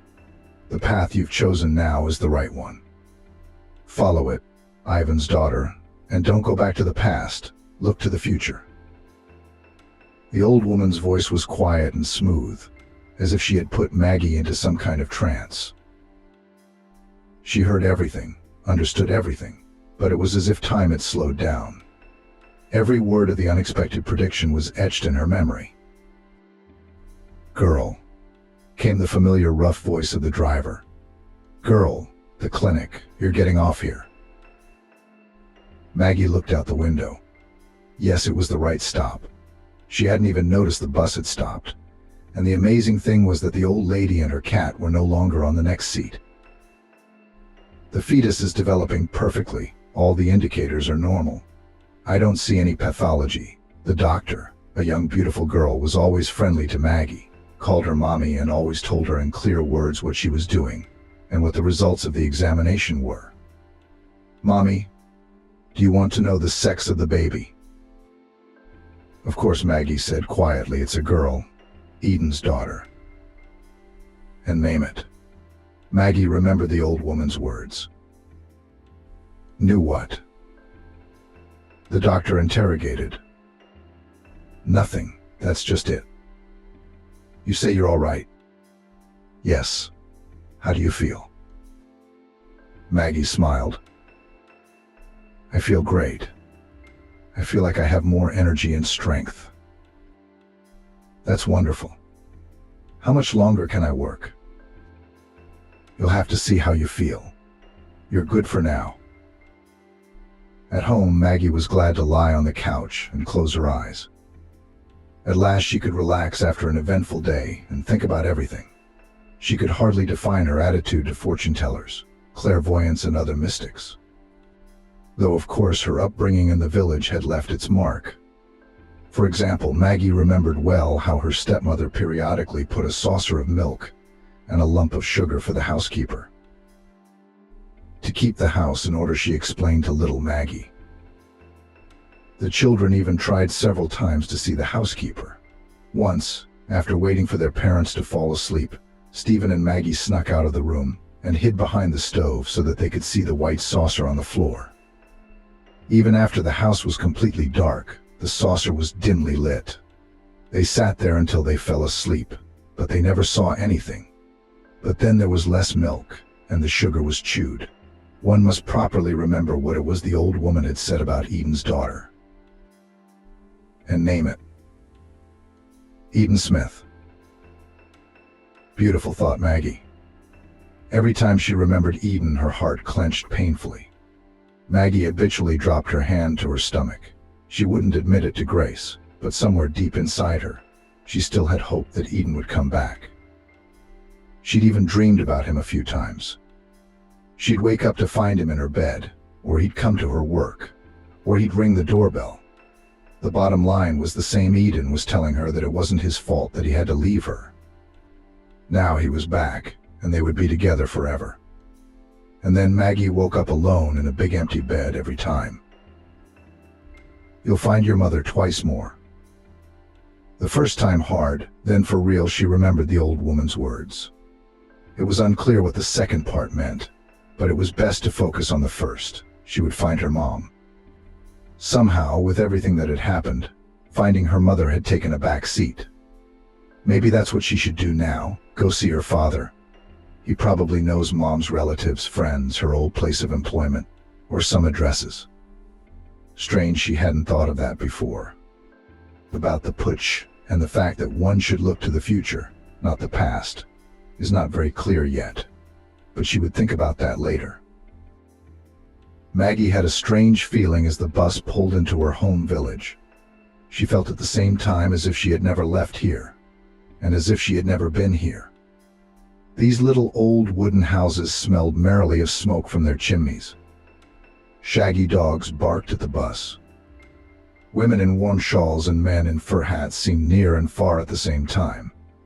It was as if Maggie had seen it all some time ago in a past life. She walked along the familiar streets and felt like a daughter who had returned to her homeland after years of wandering and hardship. But when she saw the house, she realized how much had changed in those 6 months. She had left here as a little girl, yesterday's schoolgirl, and returned as a future mother. Maggie's here, came the voice of her half-brother. Stephen was chopping wood.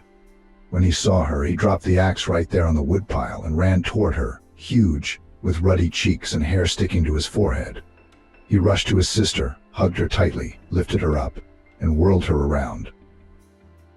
Stephen let go. Maggie laughed. "I'm very glad to see you too. My parents are home. Let's go home." They went into the house. Stephen put his huge arm around her shoulder and didn't want to let her go the whole way. Maggie suddenly thought that she hadn't even written to him once during this time, and she felt ashamed. Her half-brother had always treated her like a sibling. At home, she saw her stepmother first. She was standing at the flour-covered table, kneading dough as usual. Her father was nowhere to be seen, probably sitting in the TV room. "Mom, Maggie's here." Anastasia turned her head and gasped. For a moment it seemed to Maggie that her stepmother was glad to see her, and even as if she were about to hug her stepdaughter.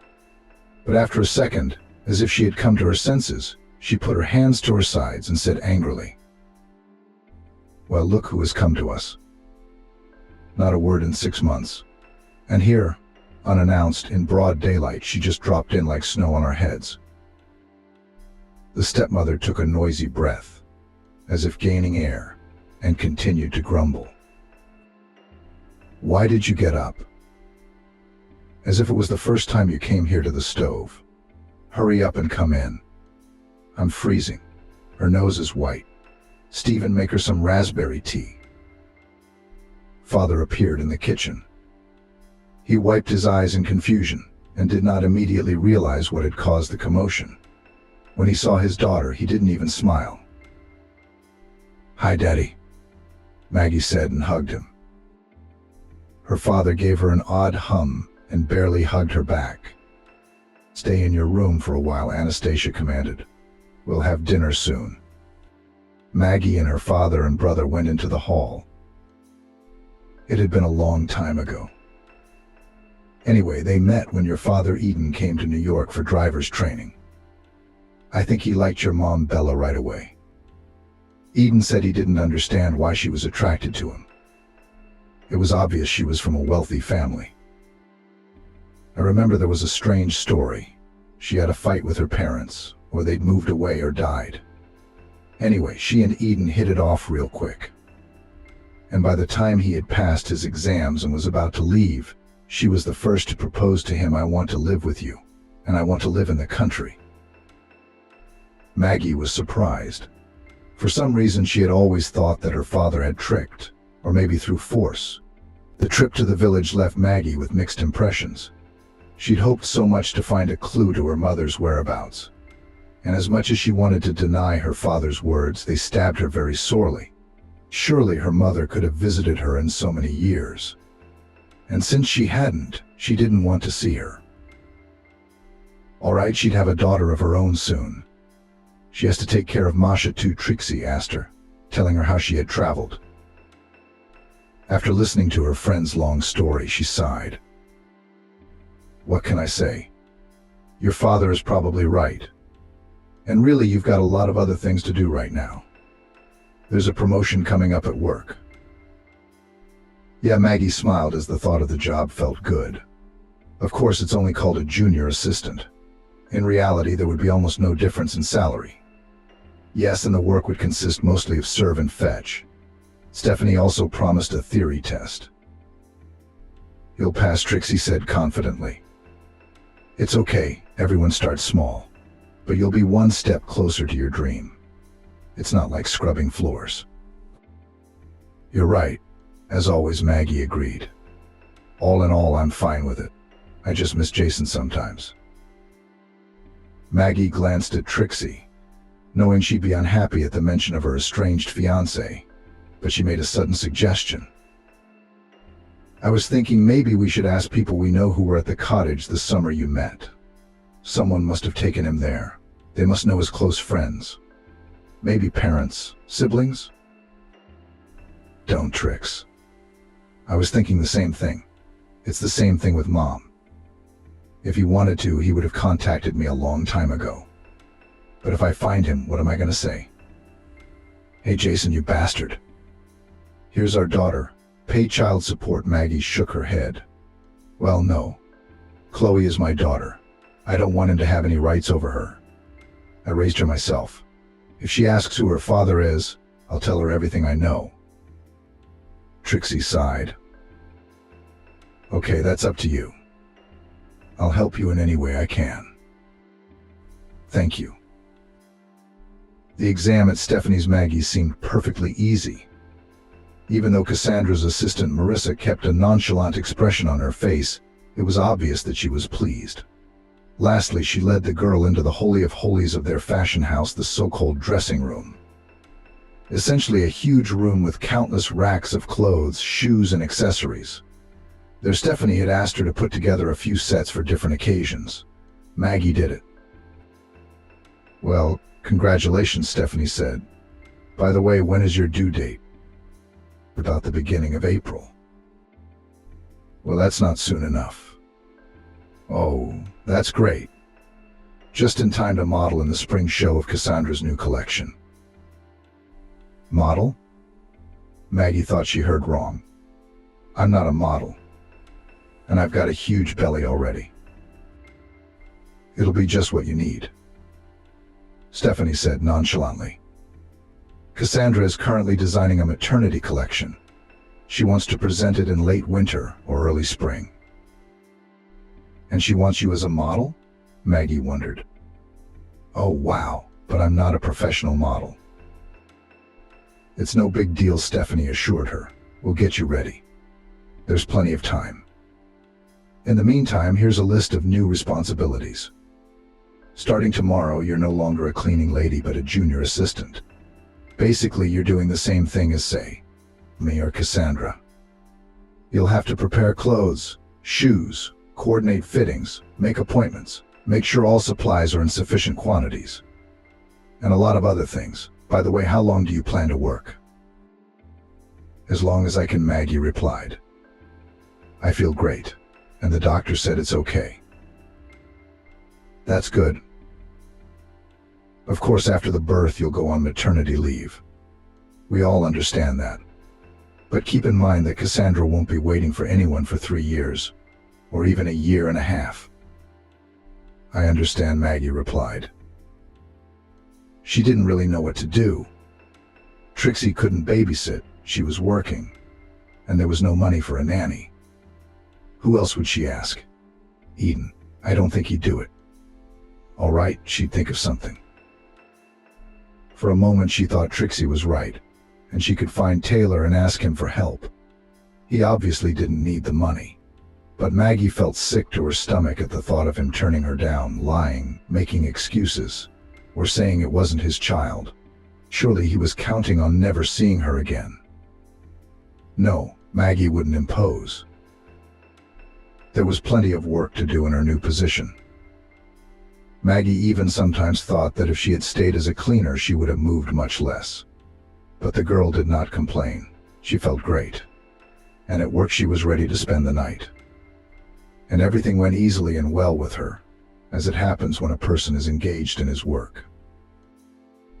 Of course, pregnancy made its own adjustments. It was necessary to visit doctors, go to courses for pregnant women, buy things and furniture for the future baby. And then there is also preparation for the future enrollment and work. And with her friend, Maggie tried to go out at least once a week. "Doesn't it feel weird?" she asked Trixie. "You and I are basically complete strangers to each other. We met by chance, and now I've been living in your apartment for 6 months. I've got a baby on the way. Of course, for me, you are an angel who came from heaven and saved me in the most difficult moment. Without you, I would have been sitting in the village, listening to my stepmother and Eden, milking cows. I'll always be grateful to you, but sometimes I feel like a parasite who has come to trust a good man, who lives at the expense of another. Her friends were sitting in front of the TV at that moment, watching some old romantic comedy and eating ice cream straight out of big plastic vases. Trixie cradled her spoon and shrugged. No, this situation doesn't seem weird to me at all. Are you tricking me, plotting to nail me and clean me out, or re-sign the apartment over to you? No, Maggie answered, surprised by the strange questions. That's it, Trixie said. I'm helping you because I want to and I can do it. Remember, a person only helps you if they want to help you. Because we always have the right to say no. I like being your friend. I'm not the easiest person to get along with. Even if it doesn't seem that way at first glance. And you, how can I put it? You balance me out well. I don't feel any discomfort at your being here. On the contrary, it's a joy. Thank you, Trix. I hope someday I'll be able to return the favor. You're already paying, the girl said, buying groceries and cleaning the house. I don't even have to mention the fact that you've practically freed me from cooking. And that's something I hate. But in the future I plan to tell everyone that I once lived with a celebrity from the world of high fashion. Maggie laughed. Tell me about it. And I like cooking. I'm also thinking about the future when my daughter is born. I will stay at home for the first time. I don't know, a month, 2, 3, Maggie said. Stephanie made it clear that Cassandra would not wait for me 3, or even a year and a half out of maternity leave. Wait, Trixie clarified. I thought you'd be gaining experience with them through the summer until you went to college. There's a part-time program there. Then I could stay on and work at the fashion house. Yes, that would be ideal, of course, but I'm just dreaming. Maggie sighed sadly. I haven't yet had the opportunity to prove myself enough for Cassandra to say yes. That's our future star. I'll keep her on any terms. The friends laughed. First of all, Trixie urged, there's no harm in dreaming. Especially if the dreams are backed up by action. And yours are definitely backed up. Think about it. 6 months ago, you were a naive little country girl. I'm sorry, but you were. Maggie nodded, showing that she took no offense and agreed with her friend's words. And now you are a young, confident mother-to-be, working in the most fashionable house in the city. Not a bad leap. And secondly, at the end of winter you will have some kind of show. Maybe there you can show yourself at least as a model? Maggie thought. Maybe you're right, if I can be useful. Eden said something about doing a maternity collection. Maybe she'll tag me in. Well, there you go. That's great. What's your other news? Nothing else. Maggie answered. But she lied. Maggie saw her mother yesterday. Stephanie had sent her to pick up another box. It seemed to be terribly expensive and exclusive costume jewelry for a new photo shoot. You, girl, are not stupid, she said to Maggie. But just to clear your conscience, if you lose it, Cassandra's going to take 3 hides, and she won't care that she's pregnant. Got it? Maggie nodded. The valuable cargo had to be picked up from the 9th floor of the luxury shopping center. The brand representatives had an office there. Maggie had never been here before and was curious about the expensive boutiques, the elegant fountain on the 1st floor, the beautifully dressed customers. It seemed to her that all the rich women dressed very stylishly. Only 2 out of 10 women seemed tastelessly dressed. Maggie found this curious. She picked up the box with no problem and decided to take the large transparent elevator downstairs. It traveled slowly, stopping at each floor, so there was a chance to see a little more of the world of wealth that was new to her. On the 7th floor, a whole flock of very young girls entered, all carrying a bunch of bags. Maggie pressed herself against the transparent back wall of the elevator and turned to face it to continue her observations. Suddenly a woman caught her attention. She was coming out of some boutique, accompanied by two tall, almost identical men in black, obviously security guards. The woman was wearing a light white dress. Luxurious blonde hair flowed lightly over her shoulders, and her large blue eyes looked somewhere thoughtful in the distance. It was her mother, though she hadn't seen her in over a decade. She hadn't changed at all. Maggie's heart raced and her legs gave out. She almost dropped the precious box. The elevator passed very close to where the dazzling beauty in white and her guards were standing. And for a moment Maggie thought her mother looked at her, and even recognized her. Her face flashed with either amazement or fear, but the elevator was barely moving the whole way. And then, as if by surprise, it flew downwards with an arrow and did not stop until the first floor. The girls with the bags got out, followed by Maggie. She didn't know what to do, rush back upstairs and start looking for her mother all over the mall. But then a bout of nausea came over her, and she almost sprinted toward the exit for fresh air. She felt a little better outdoors, and she wondered maybe this woman just looked like her. And I only saw her for a few seconds. My brain, flooded with hormones and suffering from hypoxia in the stuffy elevator, saw blonde hair, blue eyes, and slipped me what I wanted to believe. Nevertheless, the episode was now constantly in her mind's eye. Toward the end of January, Maggie began to realize for the first time that she was pregnant. No, psychologically she understood it, but with her body she felt only her daughter's periodic movements, and all the things the other girls in the course had told her. And fatigue, weakness had bypassed her until that moment. Still, the term was not long. She became more noticeable. She didn't want to get up so early. It was harder to study. I wanted to lie down during the day. Yes, I've noticed. It's the first time, she said. Okay, Maggie, you need to regroup, focus on work, and do less housework. Who's going to do the housework? Do you work all the time too? She asked her friend. Why don't we invite Anastasia to visit for a month or two? Maggie had met Anastasia's stepmother, Trixie, when she and her friend had gone to the village to celebrate New Year's Eve. She charmed everyone there. Stephen seemed to have literally fallen in love with her, and even regretted that he was leaving for a shift in a few days. The stepmother was unusually lively and friendly to the pregnant stepdaughter, showing unexpected warmth and care, and even the father was a little less somber than usual. Anastasia, Maggie tried to picture her stepmother in their city apartment. She wouldn't go. She has a household there, and her father won't let her go. She doesn't like the city. And she doesn't like me either. Her friend smiled slyly and averted her eyes. Maggie knew when to get that look. Did you two make a deal behind my back? She gasped. Not exactly a deal, Trixie said evasively.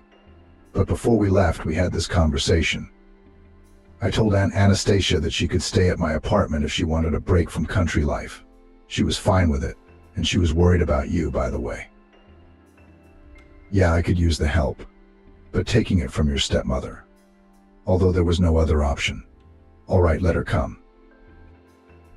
Inside, the girl was already prepared for the stepmother to annoy her with her reproaches, unsolicited advice, and arguments, what Maggie does wrong and how it is necessary.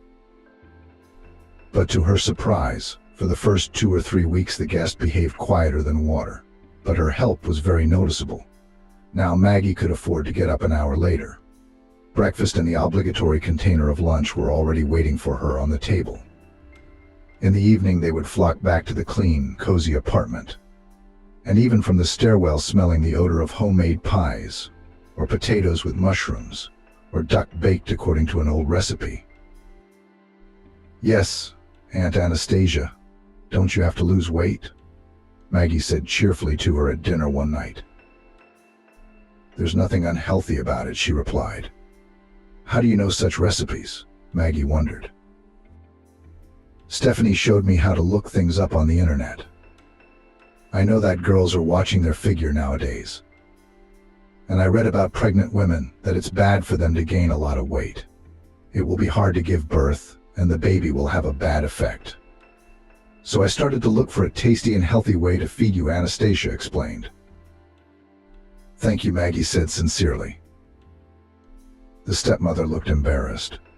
Her cheeks flushed a little, and she waved her hand away. What else am I supposed to do all day? Just clean up and go to the store, that's all.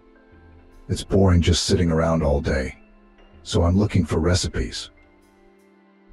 Suddenly, Maggie was seeing a different side of her stepmother. It was hard to understand what was the matter, whether she was finally resting from the hard country life, or from her heavy, silent husband. Either Maggie had grown up, and Anastasia no longer felt the need to teach her about life. As it turned out, her stepmother was a very caring and gentle woman who thought of others more than herself. Maggie realized, however, that she had always been like that. Anastasia had never neglected her stepdaughter, had never given her own son Stephen more than she did. Only she didn't know how to express her love and give affection, so necessary for a little girl growing up without a mother. Now she was interested in Maggie's life and work. Here is the edited text with dialogue highlighted and names replaced.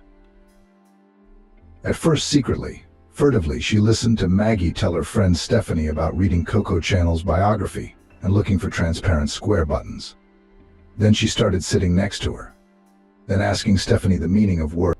Cassandra, let's try it on me now, Maggie suggested in a sweet voice.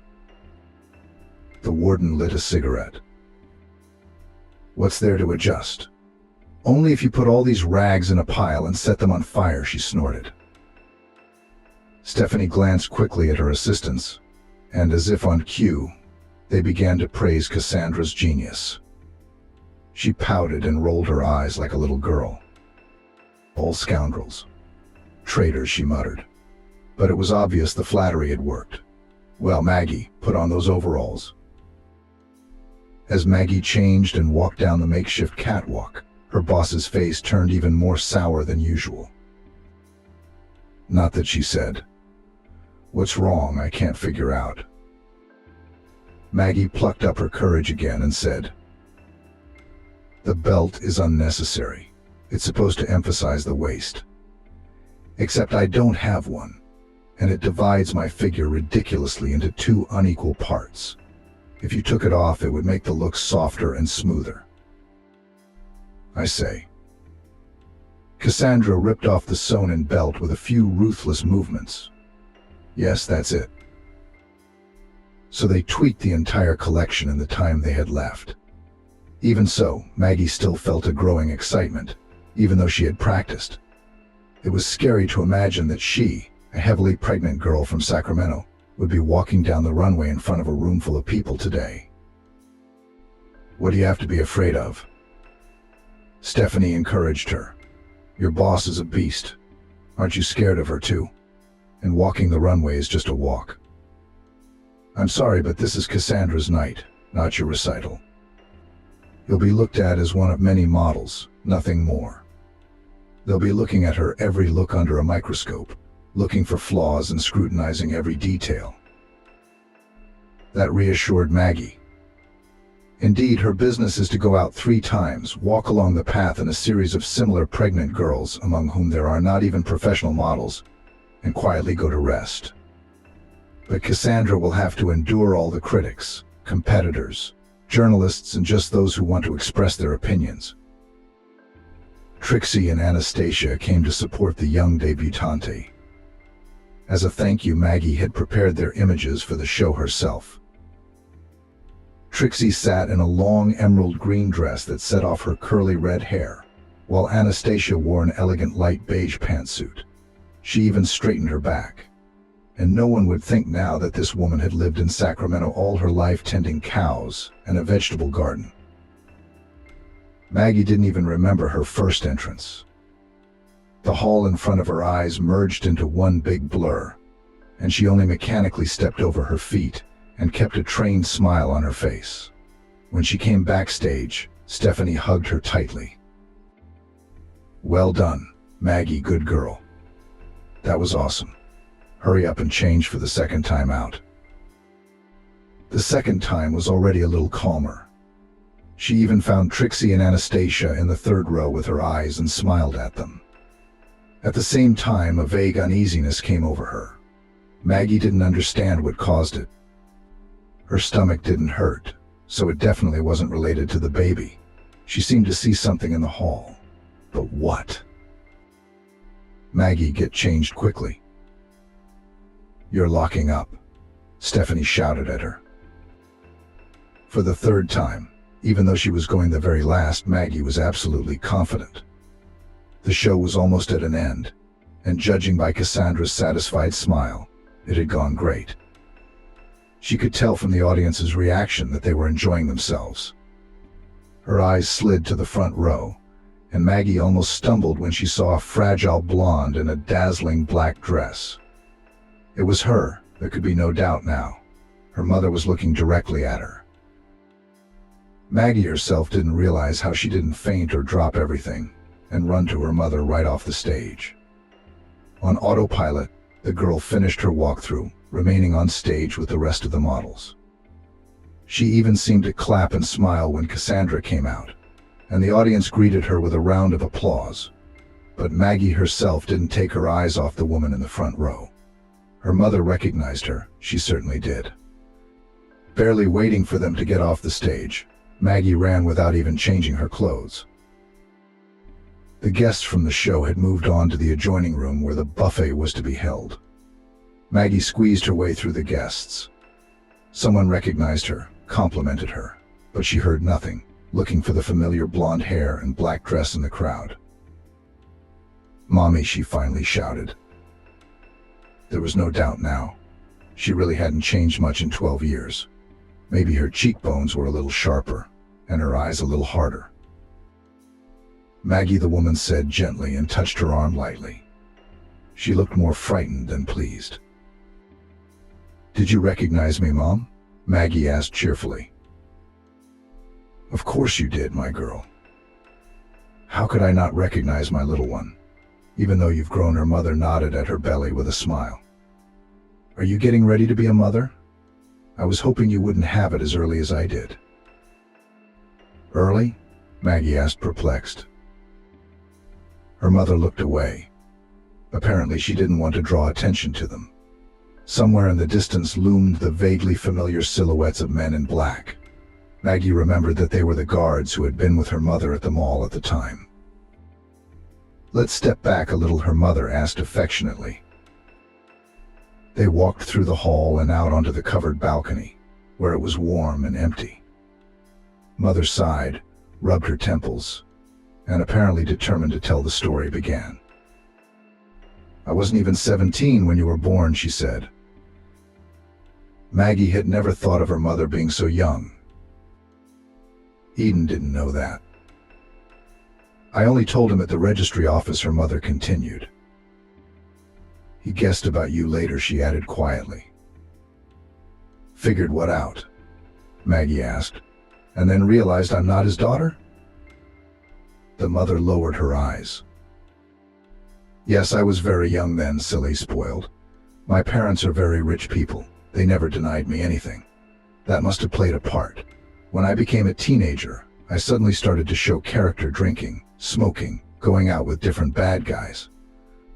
And then one day, I don't remember why, I had a fight with my parents and decided that I would run away from home and start a new life. I found a new friend and we started renting an apartment. I had money," the mother continued. "Then I found out I was pregnant, and that's when I met Eden. He was so simple, so honest, completely different from the guys I'd had before him. I decided it was the universe sending me a sign. And I left with him to Sacramento so my parents wouldn't find him. Got married." "Then you were born?" Maggie asked in a completely dry voice. Her mother looked at her guiltily and then averted her eyes. "I couldn't live there." The youthful fervor wore off quickly. "I realized I was too young to be anyone's wife, much less a mother." She suddenly took her daughter's hand, and she struggled to keep from tearing it away. "I tried, honestly," the mother continued. "If you knew how much I talked myself into staying every night. When you and Eden fell asleep, I'd look at you and say, here they are, my family, my husband, my baby, but I felt nothing. You were like guards keeping me in a cage I couldn't get out of. Like guards? Maggie asked, tears running down her cheeks. And one day I just ran away, her mother continued, as if she hadn't heard her. At first I wanted to leave a note, to explain everything to you and Eden, but I couldn't find the words. In 12 years? Maggie asked quietly. You couldn't even send me a birthday card. Her mother lowered her head. You went back to your parents? You didn't tell them about me? Maggie asked. No, replied the mother. Do you know who my real father is? She shrugged. Honestly, I don't really remember anymore. I was going through a rough patch back then. And after I came back to the city, I never saw anyone else from that company. Do you live with your parents now? Maggie asked.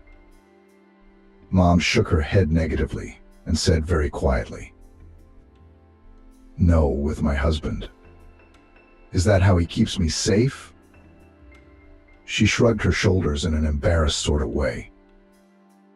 He's a very rich man and very jealous, mother finished, lowered her lip, and said in a sort of pathetic, forgiving tone, I'd really hate for him to find out about you.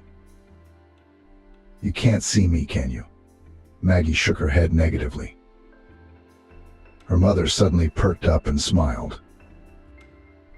If you want, I'll introduce you to your grandparents. Oh, and you and I can see each other whenever you want. Then she looked back at the guards and added, well, maybe not very often, but I can call or write to you sometimes.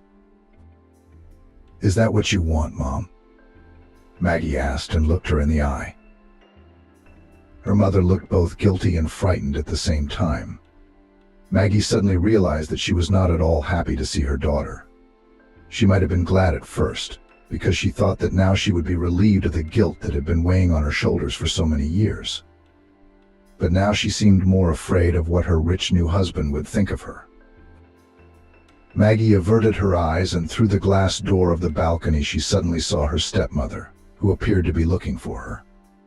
Anastasia looked very agitated. Suddenly she turned her head and saw Maggie, and relief appeared on her face. And Maggie suddenly remembered vividly how she had gotten the flu when she was 11. She had had a fever of about 40, and her stepmother had stayed with her for 3 days, wiping her with a wet towel, drinking raspberry broth and broth, putting her big, cool, broad palm on her forehead. She also remembered the prom. Maggie had wanted to make her own dress then. She and her stepmother had gone to neighboring Vancouver and spent half a day at the market in the rain looking for the right fabric. When they finally found it, her stepmother haggled for a long time, knocking down the price. Then Maggie felt ashamed and embarrassed for Anastasia. It was only when she was paying that she noticed that her stepmother had taken the last of the money out of her purse. If she hadn't knocked down the price, they wouldn't have had enough for the purchase. Where had her own mother been all these years? Playing cranky daughter to her parents, who she hadn't even told they'd become grandparents. Her mother never grew up. She played family when she was young. When she got bored, she left her husband and daughter, easily tearing them out of her life, like a negligent student tears the spoiled sheets out of a notebook.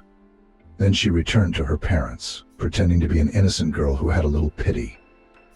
Then found herself a new husband who would now cherish and protect her like the same little girl. How could she, Maggie, have been so blind all her life? You'll find Maddie twice more. The first time hard, then for real. It was now quite clear what those words meant. Maggie opened the glass door and stepped out to meet her stepmother. That's what you wanted to say. But you didn't have time, Maggie said as she hugged her tightly. What are you doing? Anastasia asked fearfully, gently stroking her stepdaughter's back. We lost you here. You were with some girl. Who is it, by the way? No one, Maggie answered firmly. Nobody. You picked a good name, Bogdana, Anastasia said, pushing the stroller with her granddaughter along the park path. God-given, just like her, all bright and smiling. Maggie smiled. Yes, her daughter was a delight to everyone around her. She had really been a quiet, sweet girl for 3 months. And Maggie had already started to go to work. Bogdana remained under the care of her grandmother and Aunt Trixie. A couple times she even took her daughter with her. Stephanie Swan suggested that Maggie take on the development of a children's clothing line after her vacation. So the boss said calmly, "We've pretty much captured the maternity market after the spring show. It's only logical that they'll want to dress their children with us now." Maggie promised to think about the offer. After all, she's studying, albeit by correspondence, a child, a job. There's plenty to do. Of course, she couldn't have done it without Anastasia's help. Otherwise, it's been a joy. She didn't even go to Arizona for long, just to make sure her husband and the house were okay. And seeing a little girl singing at the fountain, the widower hurried to give her some change. And noticing the bracelet on her hand, Adrian slowly walked down the main street of the city. Recently, the office of the company, where the man had been working as an engineer for almost 15 years, had moved to a new building.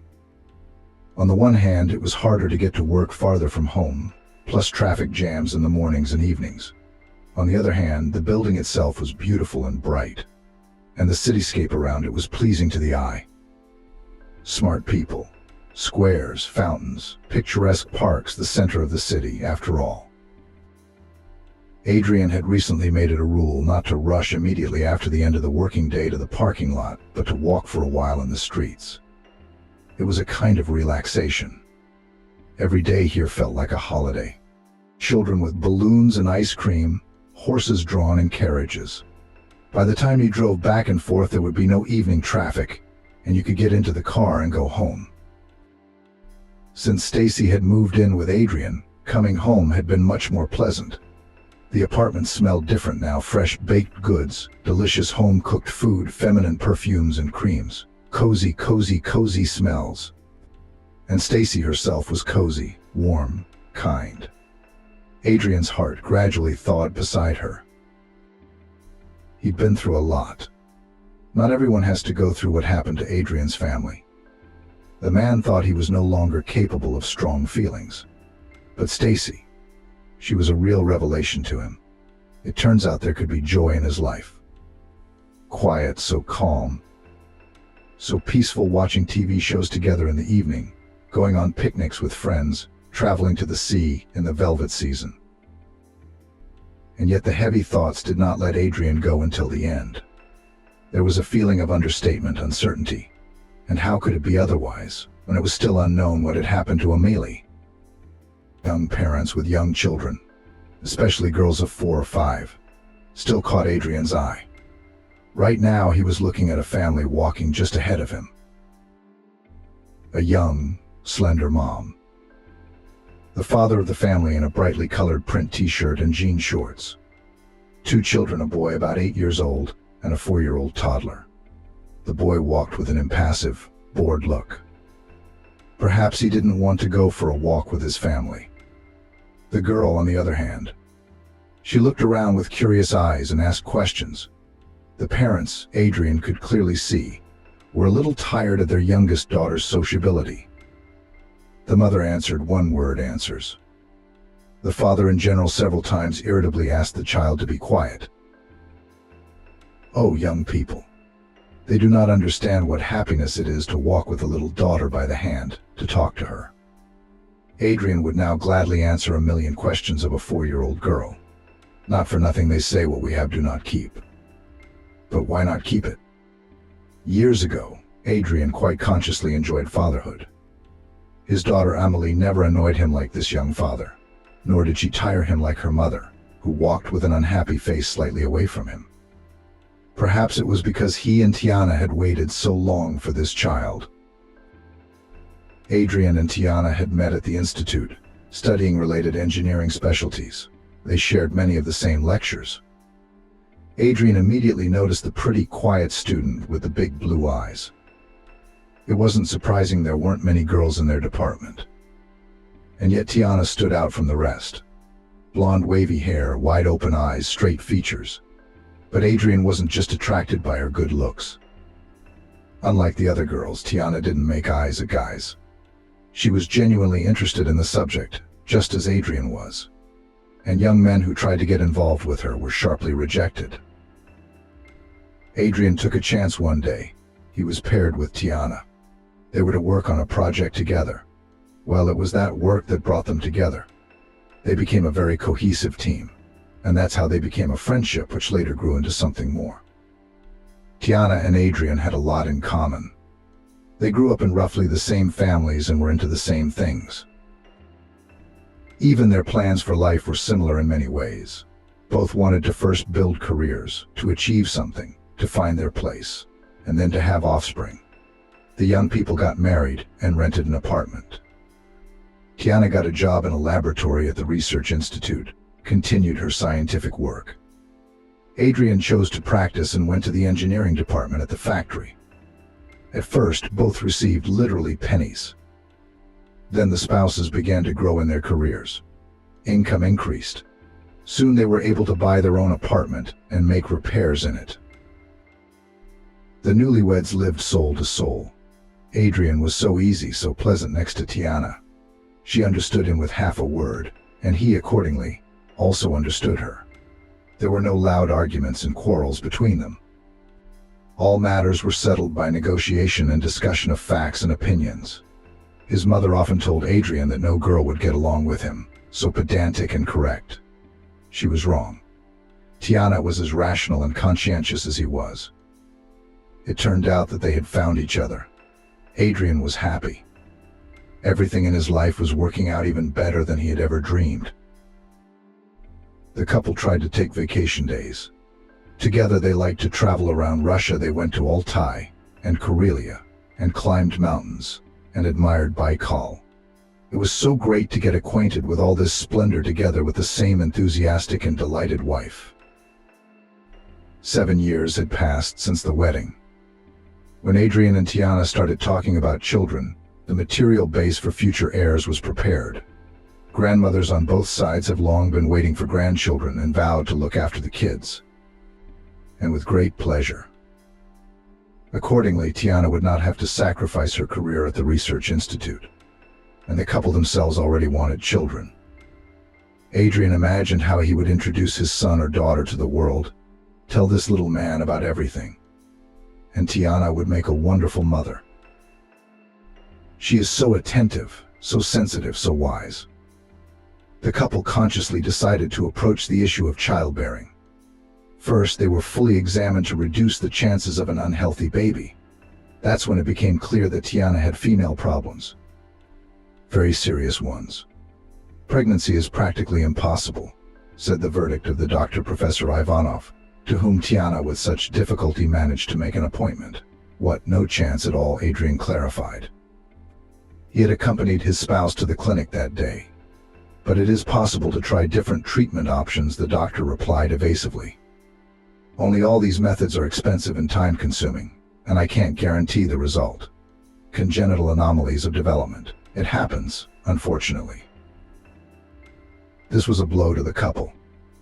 Until now, they had everything worked out, everything went according to plan. And then all of a sudden this happened. And even after the professor's disappointing verdict, both Adrian and Tiana suddenly realized how much they wanted to be parents. And so began a period of treatment. Wandering around doctors, taking endless tests, Tiana's periodic hospitalizations. All this took a lot of money and time and, most importantly, moral strength. It was very hard at first to hope, to fulfill all doctors' prescriptions, and then to be disappointed time after time.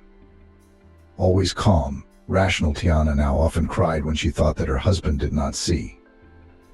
But he noticed everything: her red eyes and puffy eyelids. And worst of all, the desperate look of pain in her eyes. It was hard for Adrian to see his wife like that. His main desire now was not a child, but the peace and happiness of the woman he loved. But how to help Tiana? Adrian did not know the answer to this question. The man, as he could, supported his wife, sought for her consultations in the best reproductive centers in the country, went with her to painful procedures, calmed her down. Maybe we should give up this idea, he sometimes suggested. The race to have a baby has already taken on a kind of unhealthy character. I feel like stopping it. Let's develop our careers. That's important too, isn't it? Once upon a time, work, academia, that was the main thing in Tiana's life. The woman's eyes lit up when she talked about a new development or experimental project. Work inspired Tiana, gave her strength and energy, and she was good at what she did. Very good. She was respected, she was invited to consultations, she was approached with difficult questions. Adrian was happy for his wife and proud of her. He understood Tiana. The man himself gave a lot of time and effort to the plant, and was also considered a first-class specialist. But the spouses acted in slightly different fields. Now Tiana had changed a lot. She no longer took on interesting projects, served in the laboratory from call to call, and hurried home. The once prominent scientist now preferred simple chores and had completely abandoned her research. This truly frightened Adrian. He understood, of course, that the female body is organized differently than the male. The female sex is more susceptible to the influence of hormones. The maternal instinct is a great power and all that. But still, the changes that were happening to Tiana were alarming. She had become lethargic, irritable, even somewhat cranky. This once pleasant woman was fixated on this most inaccessible motherhood, made the child as an idea fix, and nothing else interested her. Nothing else pleased and fascinated her. She even stopped communicating with her friends and colleagues. Tiana devoted all her free time to studying information about her diagnosis. Several long years passed. During this period, Tiana calmed down and returned to work for a while. But the dream of becoming a mother did not let her go until the end, and sooner or later everything resumed: trips to doctors, tests, research.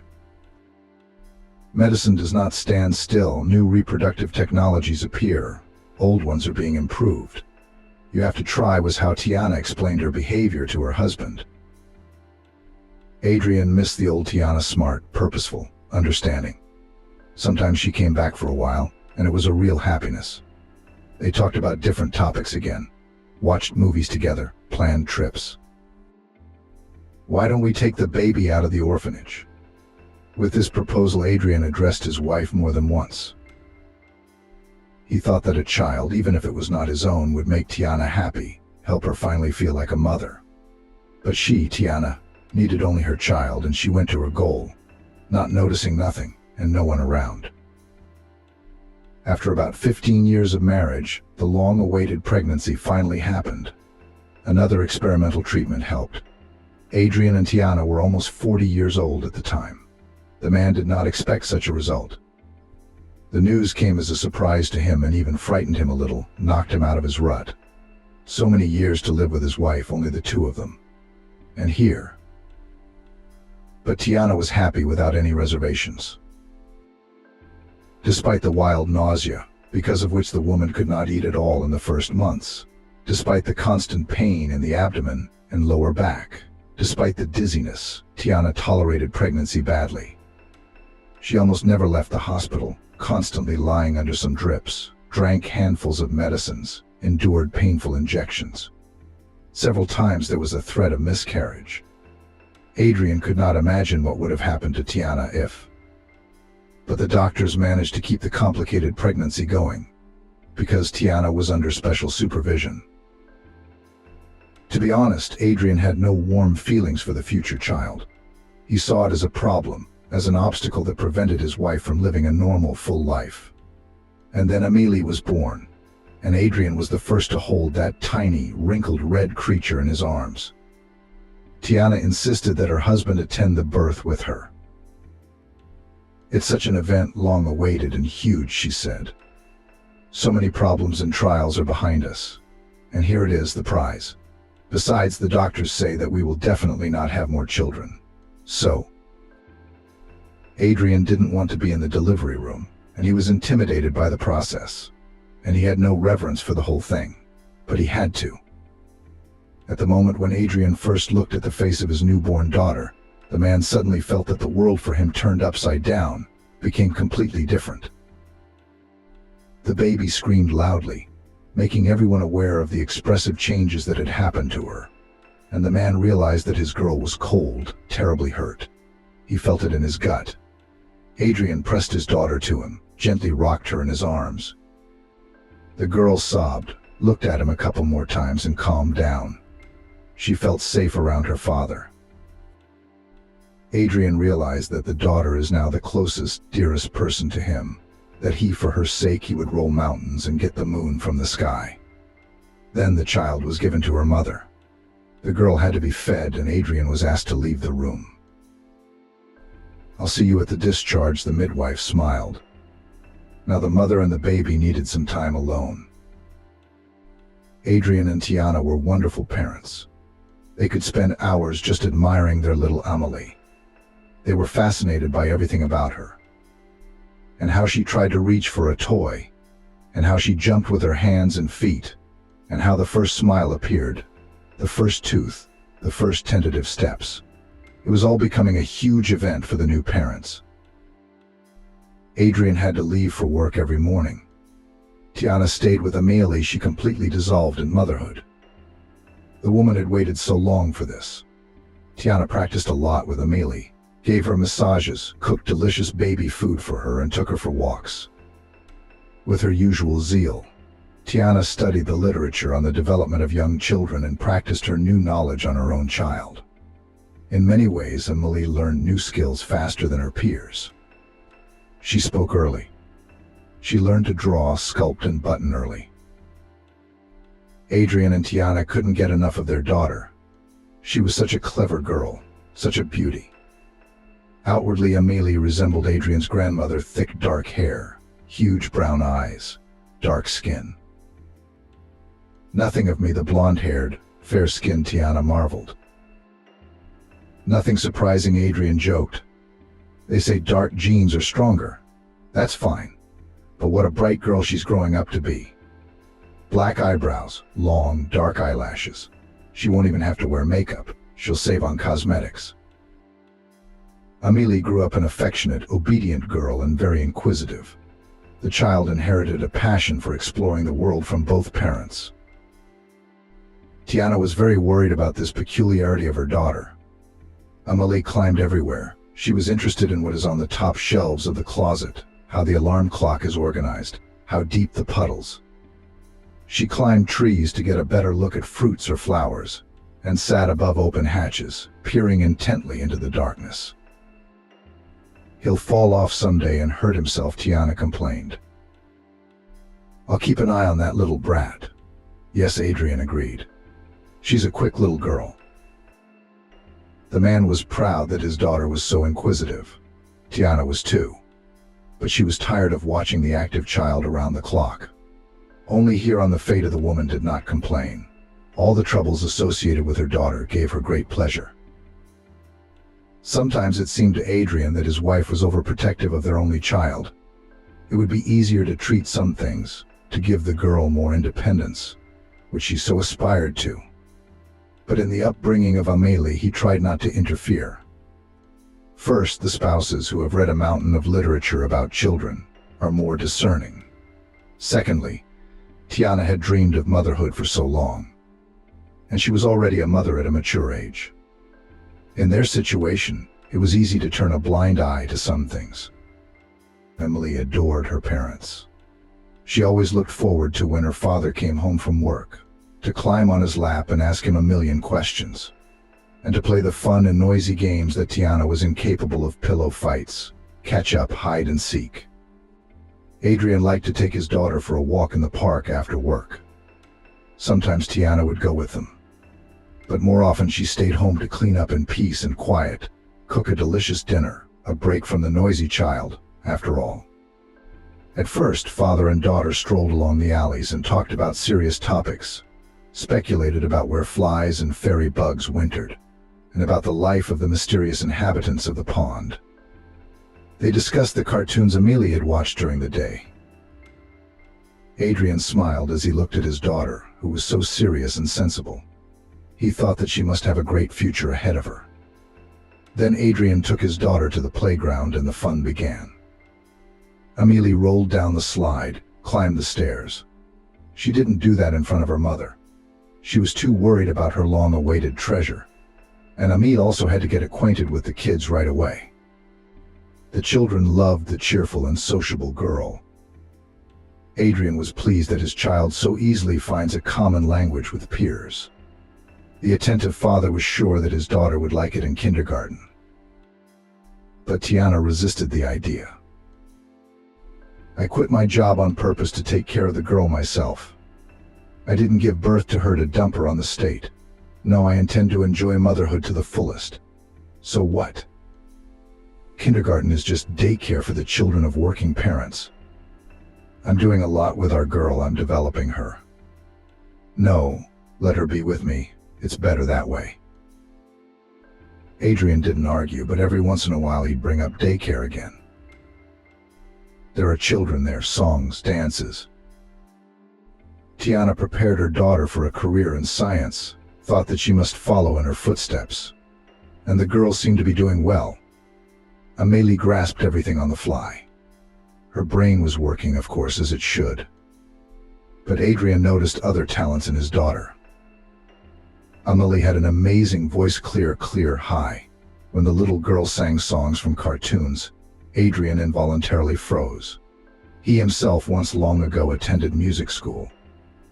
He had not achieved any particular success in this field, but the knowledge he had gained was enough to realize that Amelie had a wonderful ear. She reproduced the melodies very accurately. It was a miracle. Another little miracle from Amelie. Maybe we should take her to a music teacher for an audition. I wish I could ride one, she said dreamily. Tiana just smiled and waved her hands. Daughter, you understand, a unicorn. They live so far away, they don't come to our place. I understand, and it's a pity. Amelie sighed. Adrian decided to fulfill his daughter's birthday dream, by all means. Adrian went to the racetrack and talked to the pony trainers. He had a wonderful idea and tried to make it a reality. One of the girl instructors was enthusiastic about Adrian's plan. Together they came up with masquerade costumes for a beautiful white pony, which was to represent a unicorn, a twisted plastic mane, Velcro, pink ribbons for the mane and tail, aqua makeup, which was planned to draw hearts on the sides of the animal, a wreath of artificial flowers. All this was to turn a small horse into a fairy tale character. Adrian anticipated in advance how excited his little girl would be. This pleasure, of course, cost a lot of money. But wouldn't you do anything for your favorite little princess? When the main surprise was ready, Adrian thought about the gift. It had to be something themed and very beautiful. The man ordered a plush unicorn through acquaintances from abroad. At that time, there was no such abundance of different toys in children's stores. To get the original character was almost impossible. But the loving father did not stop there. Because the daughter is already 4 years old, she already knows a lot, understands a lot. It is time to give her something beautiful and elegant, purely feminine. Let her get used to it from a young age, Adrian decided. And he ordered in the jewelry workshop a wonderful set of silver bracelet and earrings, made in the form of tiny unicorns, covered with pink enamel. The man had been looking for a master ready to take on such an order for a very long time. The work was difficult. Professionals simply did not want to get involved. In the end, one elderly jeweler decided to do it. He worked for a long time, all the time remodeling and improving something. But in the end, the result was so beautiful that Adrian could not help but sigh in admiration when he saw the set for the first time. Tiana was delighted too. My God, what a miracle it is. The woman shook her head. I've never seen anything like it. You are so good. There is nothing else like it in the world, Adrian assured her, enjoying his wife's reaction. It's exclusive to Amelie. Look, it has her name engraved in calligraphy on the back of the bracelet. It's so beautiful and sophisticated. A gift for a real lady. Amelie's 4th birthday went just fine. It was perfect. The girl woke up in an apartment decorated with balloons, bright pictures, and cardboard decorations from the unicorn world. Next to her crib was a chair littered with gifts from her parents. There were toys, dressy dresses, and brightly colored books. But more than other gifts, the girl was impressed by the jewelry with unicorns. She asked to put the bracelet on her arm, and has not taken it off since. Adrian looked at his happy daughter and smiled. Then all 3 of them prepared for the guests. They prepared salads, baked a delicious cake, and then decorated it with figures made of mastic. Amelie worked very hard. In the evening the guests came, and the apartment immediately became noisy and cheerful. Grandparents, Tiana and Adriana's acquaintances with children of Amelie's age. The birthday girl was showered with gifts and compliments. But she was not only accepting congratulations, the girl herself wanted to surprise the guests. Amelie in her princess dress stood on a chair and sang for everyone a song from her favorite cartoon about a unicorn. Adrian listened to the pure ringing voice of his girl and his heart shrank with tenderness and joy. Wow! What a miracle fate had bestowed upon him and Tiana. A beautiful, talented daughter, thought the man at that moment for the umpteenth time that he would do everything for Amelie's happiness. Guests applauded loudly, several times called the singer for an encore. Amelie did not refuse. She liked to be the center of attention, liked to sing, liked to receive compliments. Bold, daring, artistic. Adrian decided then that, despite his wife's plans, their girl would still shine on stage. Tiana will understand, he said to himself. And then it was time for the big surprise. Children and adults poured out into the street, huddled on the front porch. A real unicorn was coming toward them from the archway. Amelie jumped with delight. The other children immediately followed suit. Next to the unicorn was a young fairy. The girl instructor tried to let her blonde curls loose on her shoulders and wore a light, long sundress with flowers. Can I go to him?" Amelie asked the fairy, not believing her happiness. She almost cried with delight. Her biggest dream had come true. "Of course you can. He'll be happy to take you for a ride," answered the fairy. Amelie made 2 honorable circles around the yard, then jumped down from the unicorn, stroked his face and asked, "Can he ride my guests too?" "Of course, he's here to make your party perfect." The little guests took turns to sit on the unicorn's back and rode around the yard with joyful, shining faces. Amelie's party was unforgettable for them as well. Adrian looked at his girl and thought that she was not only smart and beautiful, but also very kind and sensitive. She took care of others. At the age of 4, she asked the fairy to give her little guests a ride on a unicorn.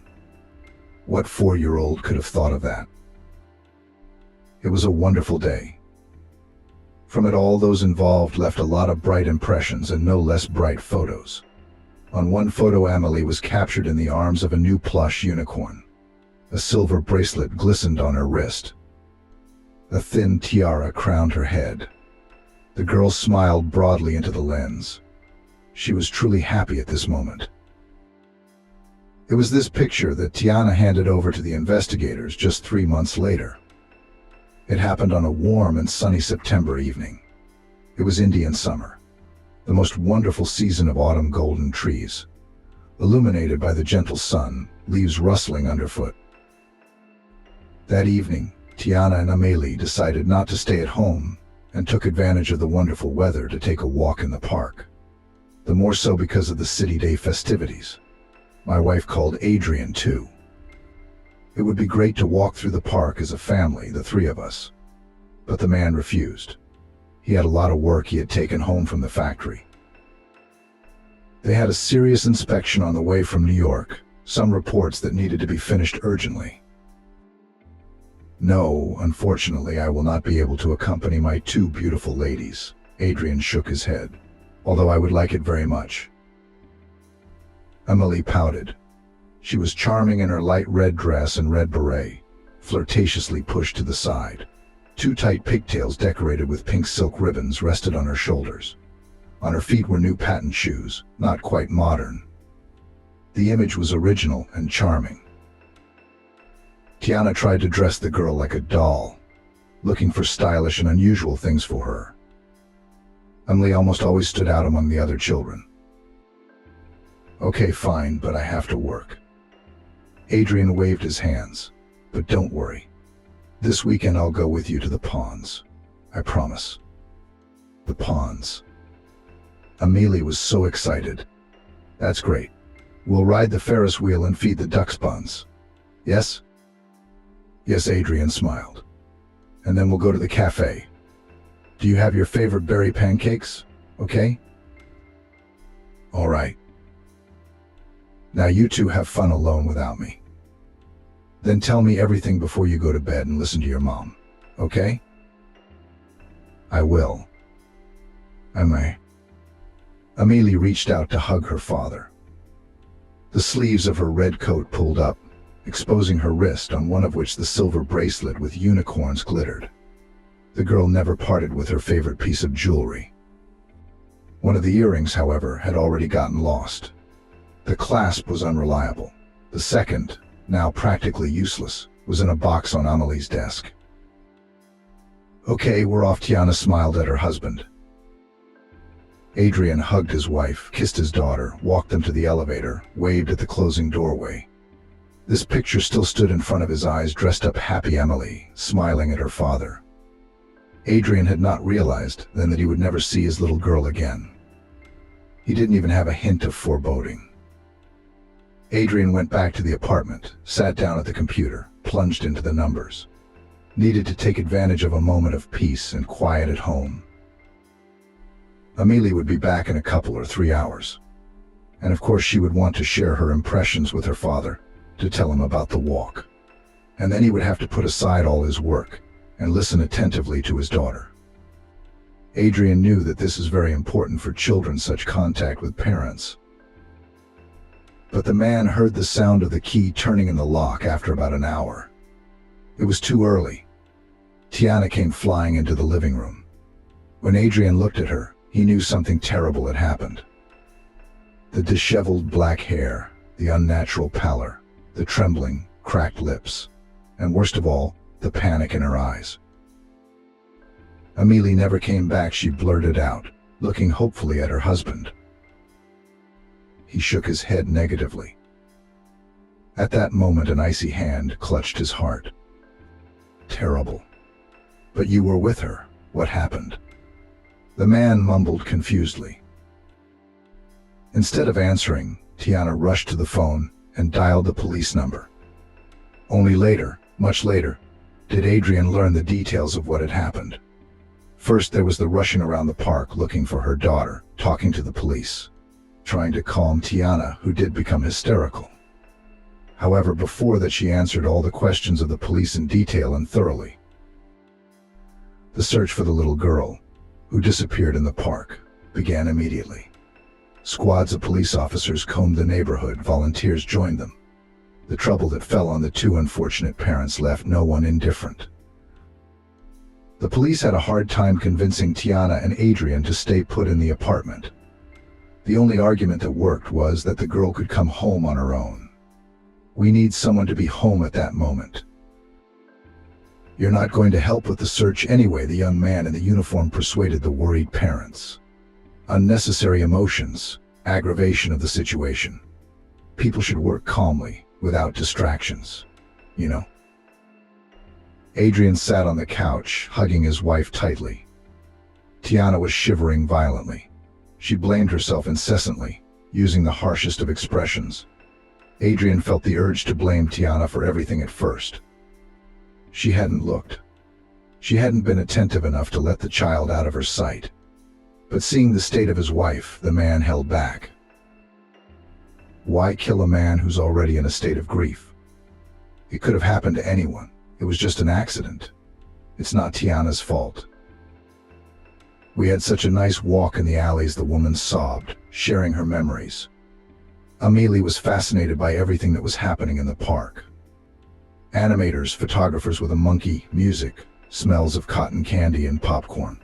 Master classes for children. The park was crowded that day. Of course it was City Day. The festivities have always attracted people from all over Chicago to this place. The epicenter of the celebration was the summer stage in the center of the park. It was there that the festive concert with the best children's groups of the state took place. Little artists sang, danced, played musical instruments, and acted out skits from famous works. In between, the hosts held contests among the young audience and generously awarded prizes to the winners. That's where Amelie wanted to go. I didn't want to go there with her, Tiana said. The crowd was too big. She's just a little girl. Why did we have to jostle? Amelie wanted to see the concert so badly. She begged me, pleaded with me, even tried to bribe me.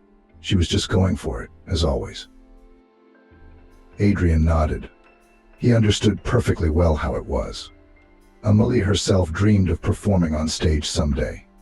Their girl was a born artist. Of course there was no stopping her. So Tiana and Amelie found themselves in the crowd. The mother thought her daughter would see that there was no way to get to the stage. Maybe she would even be frightened by such a crowd of people. And then it would be easier to distract her, to take her somewhere less crowded. But no way. The little girl persistently moved through the crowd closer to the stage. And then a local rock band came out to play. It was a young band, but the musicians had already made it on big TV. Tiana didn't know that celebrities would be the highlight of the concert. Otherwise she wouldn't have dragged her daughter into the crowd. She knew what that meant. There was such a crush, the woman sobs. People, they went crazy. I felt like everyone in the park was rushing closer to the stage. I was so scared. I wanted to take Amelie in my arms, but I couldn't. We were separated, and she was lost in the sea of people. Tiana screamed, calling for her daughter, but the music was so loud that the poor woman couldn't even hear herself. And the fans around her were singing at the top of their lungs. The concert ended and the crowd quickly dispersed. Tiana ran around the stage, asking everyone she met if they had seen a girl in a red coat, a little girl with 2 pigtails. People shook their heads in the negative and went about their business. The woman ran along the paths and alleys, inspected the playgrounds, and searched with her eyes for a small bright red spot. Amelie was dressed so brightly she must stand out from the crowd, but the girl was nowhere to be found. Finally, the unhappy woman came across an old guard. The old man listened to her and made a suggestion, which Tiana grasped it like a drowning man grasping at straws. So maybe your little girl has been home for a long time? Lost sight of you and ran home? Does she know the way? She knows the way. Tiana nodded and rushed home. There was hope, almost certainty. Is Amelie home? Of course she's home. Where else would she be? But in the apartment, the woman was met only by a surprised Adrian. The first time the search was active on the posts and walls of the city appeared orientations on the missing girl. Tiana herself chose the photo for these ads, the one taken at Amelie's birthday party. By the end of the second 24 hours, volunteers and police officers began to talk about the fact that it is now unlikely that the child will be found alive. Usually a happy outcome is possible within the first few hours of a missing person. Adrian and Tiana didn't want to believe that.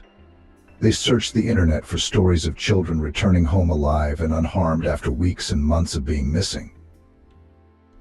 It really does happen, and these are not one-time occurrences. The spouses couldn't eat, sleep, or drink for the first time. They didn't know where their little girl was or what was happening to her. How can you swallow a single bite of food in such a situation?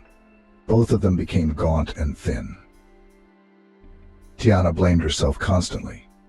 Periodically she would get hysterical. But worst of all were the periods when the woman sat swaying slightly and staring at one point with an absent look. Adrian thought it was her way of disconnecting from reality to reset her nervous system. But it looked very scary. During these difficult days, the man was afraid to leave his wife unattended. The main version of the investigation was kidnapping, because if the girl had just gotten lost in the city, she would have been found long ago. The same would have happened if Amelie had an accident, hit by a car, fell through a manhole, fell into some pit. But the girl disappeared without a trace. So someone went to a lot of trouble to cover their tracks. Closer to spring, one of the volunteers found Amelie's things, her toy and beret, at the dump. An investigator called the parents to identify the clothes. Tiana immediately said with certainty that it was her daughter's coat and beret. She couldn't be mistaken, for it was Tiana who had bought Amelie the beautiful outfit. "What does it mean?" Adrian asked hopefully. "It's hard to say," shrugged the investigator. "Perhaps it is encouraging news. The kidnapper obviously did not intend to harm the girl immediately. He got rid of the clothes because they were too conspicuous to attract attention." "That's good," Tiana whispered. Somehow they were sure that Amelie herself would be found soon. No news for so long. And then there was such a clue. Except nothing of the sort happened. The case stalled again. Adrian tried to get his wife to go back to work. He knew she'd be welcomed back with open arms as an ex-employee, even after such a long hiatus. A favorite job would help Tiana get back to life, feel needed, useful. Sitting in four walls was draining her of her strength. "What are you talking about?" Tiana was annoyed. "I'll go to work, and at that moment Amelie will come home, and no one will be there." I understand Tiana's situation was very difficult. She stayed at home, leaving the apartment only when her husband came home. Tiana scoured the internet for stories of happy returns of children. She made all sorts of assumptions about the fate of her daughter Amelie. 13 years had passed. Tiana had completely given up, turned into a pale, wrinkled, devastated old woman. She began to have serious heart problems. She needed to be hospitalized, but she refused. "Look at what you've done to yourself," Adrian said painfully, seeing her condition.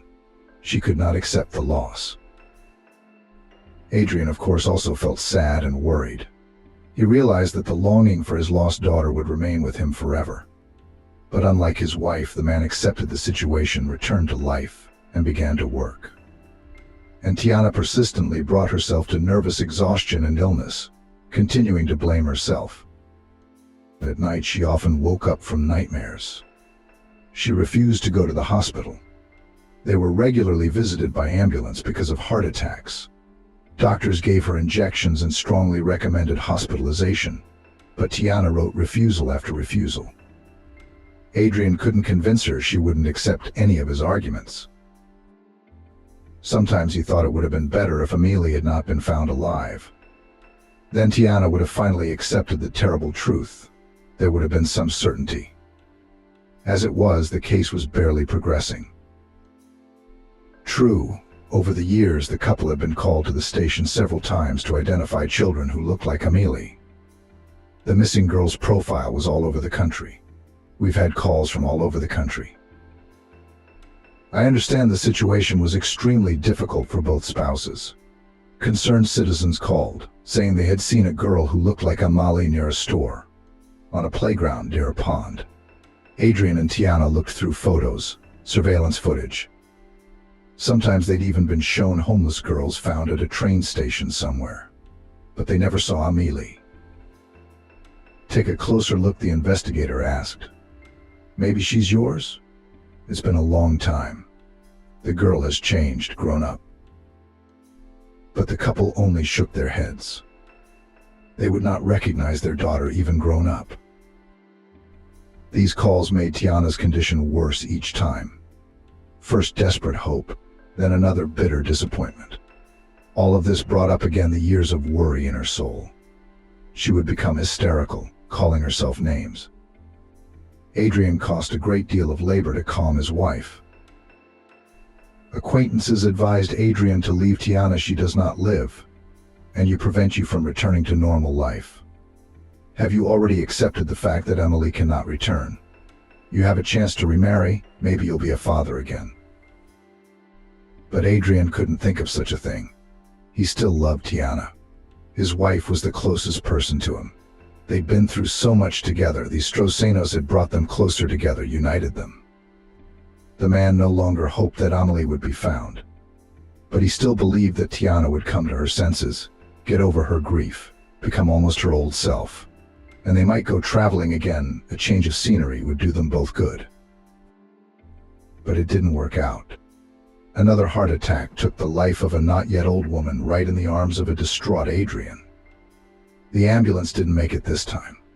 The doctors said it was all going to come to this. Tiana brought herself to this, did not cope with the disaster.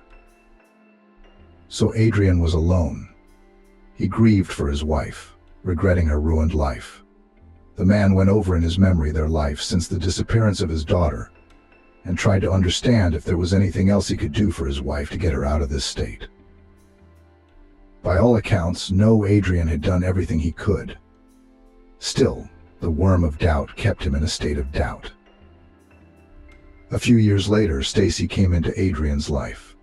The man was approaching 60 at the time. He did not think that such a change in his fate was possible. It was one of his colleagues, a divorced woman, who single-handedly raised 2 sons.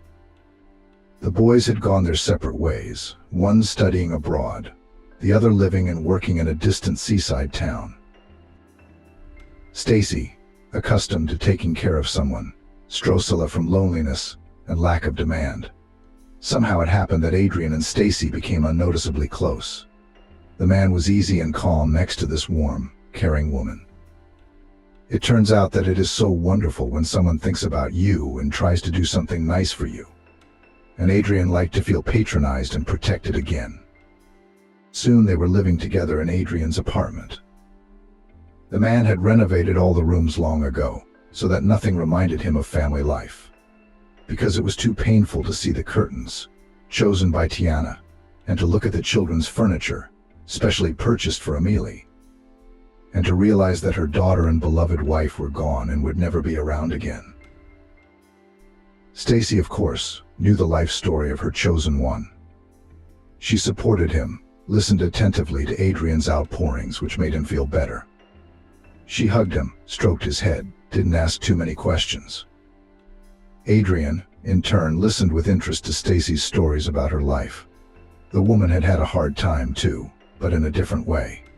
Her husband had been an alcoholic, and he'd gotten his hands dirty. It was hard to get rid of him. Yes, and alone to pull 2 sons too was not easy. But all these were the usual difficulties of life, which did not break Stacy, but only hardened her. Adrian, however, fate has prepared a much more terrible test. However, the man was able to survive his grief. Of course, thoughts of Amelie still lingered in Adrian's mind. He often wondered if his daughter was still alive, and if so, how she was doing. Amelie was now a grown-up girl, just over 20. A beautiful girl, to be sure. The memory of Amelie could trigger anything. Right now, that trigger was this curious little girl. She bored her parents with her questions. The family was still walking nearby Adrian. The man took one last look at the cute child with a smile and turned the other way. He felt like walking past the fountain. A small crowd had gathered in the square. Adrian didn't understand at first what was the reason for such interest of the passers-by, and then suddenly he heard a clear, ringing, high voice. Someone was singing there at the fountain, hidden from Adrian's eyes by the backs of people. An invisible child was singing a familiar tune from the Unicorn cartoon, Amelie's favorite cartoon. The young singer's voice sounded very much like Adrian's daughter's. The man even had tears in his eyes. The longing for his daughter squeezed the man's heart with renewed strength. But it was nothing. He was used to it by now. Now Adrian, of course, couldn't pass it by. The man made his way through the crowd and froze, amazed at the sight he saw. On the side of the fountain stood a girl about Amelie's age when she had disappeared. She reminded Adrian subtly of his daughter, though she was clearly a little gypsy girl. Brown skin, long dark loose hair, black eyebrows arched, and big brown eyes. She was dressed in a colorful blouse with long sleeves, and a floor-length skirt decorated with lush waves. On the girl's neck was a massive necklace, not suitable for such a tiny girl. The gypsy girl diligently played a familiar melody, dancing to the beat. The listeners smiled and generously poured coins and bills into the box at her feet. The girl, seeing how she was being received, tried even harder. She suddenly raised her arms, making another dance pause. On her thin wrists glittered bracelets. Adrian was stunned. He recognized one of the bracelets.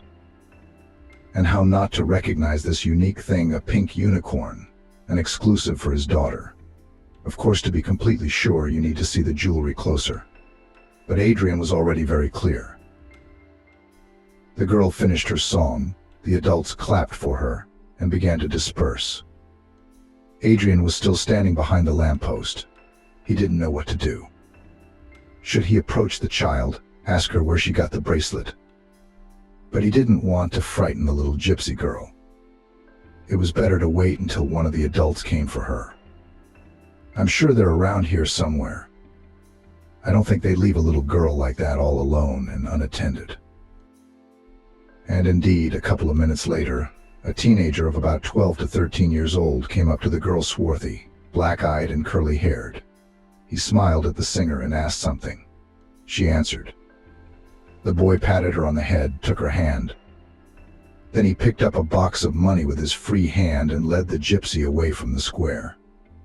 Worried, Adrian followed the children. Really, what to do? Turn to this boy. There was no doubt that he would take the little girl in his arms and rush away. Light and quick on his feet. He's obviously a cautious boy. Too much attention would only scare him off. So Adrian continued to follow the children. Meanwhile, the gypsies passed the main square, walked through the maze of narrow central streets and found themselves on the outskirts of the city. Here were old private houses, and mostly elderly people lived here. Beyond this street was a vacant lot, and beyond it was a bypass road. From afar, Adrian could see that this was the place where the Tabor had settled wagons, people sitting around fires in groups, and a merry murmur. So that was where the children were going. Adrian probably should have followed them, talked to the adults. But how would he be received there? It was a little scary to go, but what could he do? For the first time in so many years, there was a clue about Amelie. Maybe it would lead Adrian to his daughter.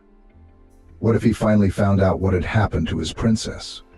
The man followed the children with a determined step. The boy noticed the surveillance.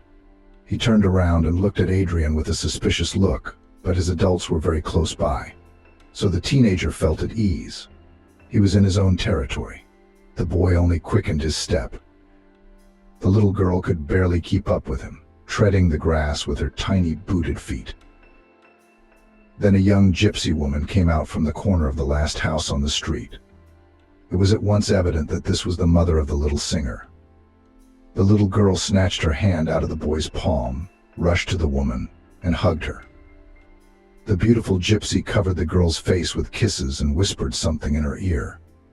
The young singer laughed happily. Adrian stood there, unable to move. The young gypsy woman, her hair, her eyes, her eyebrows, her lips, she looked remarkably like Adrian's own grandmother. The same one that Amelie looked so much like. The man felt as if he had been doused with ice water. No, it couldn't be. The tanned face, the white teeth and smile, the massive gold earrings in her ears, and the mole on her cheek that Adrian remembered so well.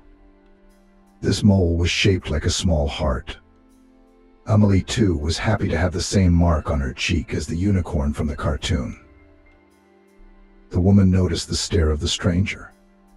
The smile slowly faded from her face. She held the baby tighter to her and wanted to leave. But Adrian called out to her. "Amelie? Amelie?" The gypsy stopped. She stared at the older man for a moment, then walked toward him, still holding her daughter close to her. "I'm sorry," Adrian said. "Don't be frightened, please. I'm not going to hurt you.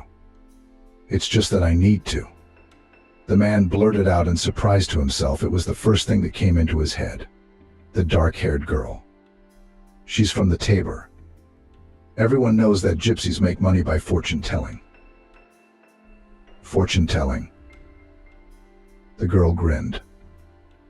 The baby in her arms smiled too. All right, I'll tell fortunes. The boy nodded obediently and hurried to where the gypsies had stopped, following the teenager, who had almost reached the vacant lot. Her name is Clementine. Adrian smiled, looking at the gypsy's face. He became more and more convinced that this was Amelie, his disappeared, grown-up daughter. He was aware that he might be wishful thinking, but there were too many coincidences. The song from his daughter's favorite cartoon sung by little Clementine, the bracelet on the girl's hand, the appearance of the young gypsy. Yes, my daughter's name is Clementine, the girl finally answered.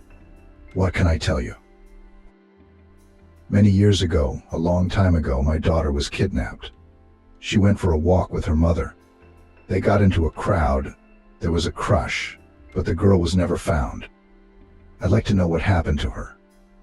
I'll pay you whatever you want. Kidnapped daughter? The gypsy woman's voice trembled. It's scary, very scary. I'm not going to guess such things. I have a daughter myself.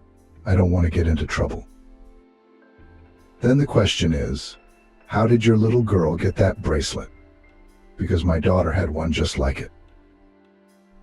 Adrian realized that now the gypsy woman would turn around and leave, so he asked the main question. I also have a question. Why did you call me Amelie? That was my daughter's name, and I thought you were her. Yes, Adrian admitted, dazed by the direction their dialogue had taken. My name is Oliver. Gypsies call me that. And the bracelet I've been wearing all this time has the name Amelie written on the back. That's why I came to you. Because you called me by that name. It's strange and interesting. I can't believe it. Apparently you really are my father. Tell me about yourself, please. Who are your parents? How long have you been in the Tabor? Were you born there? Oliver shook her head negatively. No, I'm a foundling. My father said he found me ragged and hungry at the train station. Oliver continued thoughtfully. I don't remember that time myself. I was too young. But that bracelet has always been with me, ever since I realized myself. They said Grandma Rose gave it to me, and now I realize it's from another life. I always knew it. I ordered it for my daughter Amelie's 4th birthday. Adrian nodded. It is the only one of its kind in the whole world. There could be no mistake. It was Amelie's. I think that's you. Tell me about yourself. Oliver sighed. I will. From the very first time we were in this city, I immediately felt like I'd been here once. A lot of things were familiar. The cityscapes, even the smells, the sensations. And now this meeting. I want to figure it all out too. Little Oliver always knew that Father Chicharin picked her up at the train station. Your relatives abandoned you. White people often do that, get rid of unwanted children, he said. We Roma have a completely different attitude to children. Chicharin's family already had 4 sons growing up. The only thing missing was a girl, so he took the little girl with him. Mother Camille, Grandma Rose, brothers Chicharin all treated Oliver with tenderness and care. Funny girl, loved, accepted. And when it turned out that the little girl has a beautiful voice and dances well, her popularity and value in the Tabor increased many times. Such a talented child could bring the family a lot of money. Oliver loved it when one of her brothers played the guitar and she danced and sang around the campfire in front of the admiring members of the Tabor. The young woman looked at Adrian with a challenge. He realized what was going on. If he really thought he was the girl's father, then he had once let it happen that a little girl was left alone at the train station, hungry, ragged, dirty. How did I end up at the train station? Asked the gypsy girl, looking the man straight in the eye. Didn't you keep an eye on your daughter? Or maybe you decided to get rid of her that way? What are you saying? Adrian objected. Our little Amelie was the most precious thing to us. Suddenly the man began to tell about those happy 4 years of life, that in his and Tiana's family lived a wonderful daughter. Adrian first told a long story about how hard they had gotten their daughter, then told about her early childhood. It was nice to remember those bright, warm moments. It turns out that he had forgotten almost nothing. And the joy of Amélie's first steps, and their joint travels and walks, and wonderful holidays that Tiana arranged for her daughter. Our girl loved unicorns and sang well, Adrian said. Just like your daughter Clementine. By the way, how does she know the song she sang at the fountain? It's our Amélie's favorite song. She also sang it in a very similar manner. Oliver didn't answer right away. It was as if she were trying to remember something. I taught it to her, she said at last. Something from my past life has stayed with me, not just the bracelet. I remembered that song. I strangely enough could read at the age of 4. That skill is still with me. We don't teach girls to read, only boys, and even then, superficially. But I read. Sometimes I have dreams about people who love me very much. I don't remember their faces at all, but I remembered warm, caring embraces. I thought I was making it up for myself. I've always had a good imagination. What else? Adrian asked. There's more. And just now when you were talking about it, I remembered something. Yes, I did ride a unicorn, a real unicorn. I dreamed about that scene several times. And the unicorn was exactly as you just described it. So are we really daughter and father? We can say for sure only after the DNA test, Adrian said with a trembling voice. But it seems to be true. Oliver pressed her fingers to her temples, furrowing her brow, just like her mother did when she was worried. What are we supposed to do now? The girl asked confusedly, looking to the man for support. I think we should check everything out, so that we both know for sure. And also to restore your documents. I don't doubt that you are Amélie, too, Adrian said. There are too many coincidences. I think you should go home or... Adrian's heart sank with a premonition of trouble. Or do you want to live in a Tabor? You said you were happy with the gypsies? I did when I was a child. Oliver shook her head. When I grew up, things changed. The children in the Tabor are treated very well, but as adults, life isn't sweet. A lot of chores. The need to obey the men without question. A husband can even beat his wife for disobedience. And nothing will happen to him. I can't do what I want to do, read, walk, study. And I'm forced to cheat people for money. That's the most unpleasant thing. But if I don't get the money in the evening, I'll be punished. I've been punished more than once. Then Oliver told the story of how Stacy gave her away in marriage. She was about 16 years old at the time. The family had chosen a good groom for their only daughter, the son of a well-to-do gypsy. Damien was as young as the bride. He was passionately in love with another, as the whole Tabor knew. But that girl was no match for him, so marriage was out of the question. I cried before the wedding, Oliver recalled. I didn't want to get married, even though Damien was young and handsome and wealthy, but I felt like a child. And I knew about my fiancé's feelings for someone else. The whole Tabor knew about it, but we did get married. Parents on both sides demanded the continuation of the family. That's how Clementine came into the family. Oliver never knew she could love someone so much. Her daughter became the meaning of her life, the light in the window. Damien was indifferent to me and my daughter, Oliver continued. He was running around to that girl he was seeing. Again, everyone in the Tabor knew it, but the man was allowed to behave that way. Stacy hadn't minded or been jealous. Now she was completely absorbed in her daughter, singing songs to her, making up beautiful outfits for her, braiding her hair. Clementine inherited her mother's talent. She also sang and danced well. Naturally, the Tabor decided to use the child's gift to the full. When the girl grew up, she was made a street singer, just like her mother. Once the girl performed in the squares of various cities and did it, it must be said, with pleasure. The audience applauded the little girl, generously paying for the performance. Clementine smiled happily.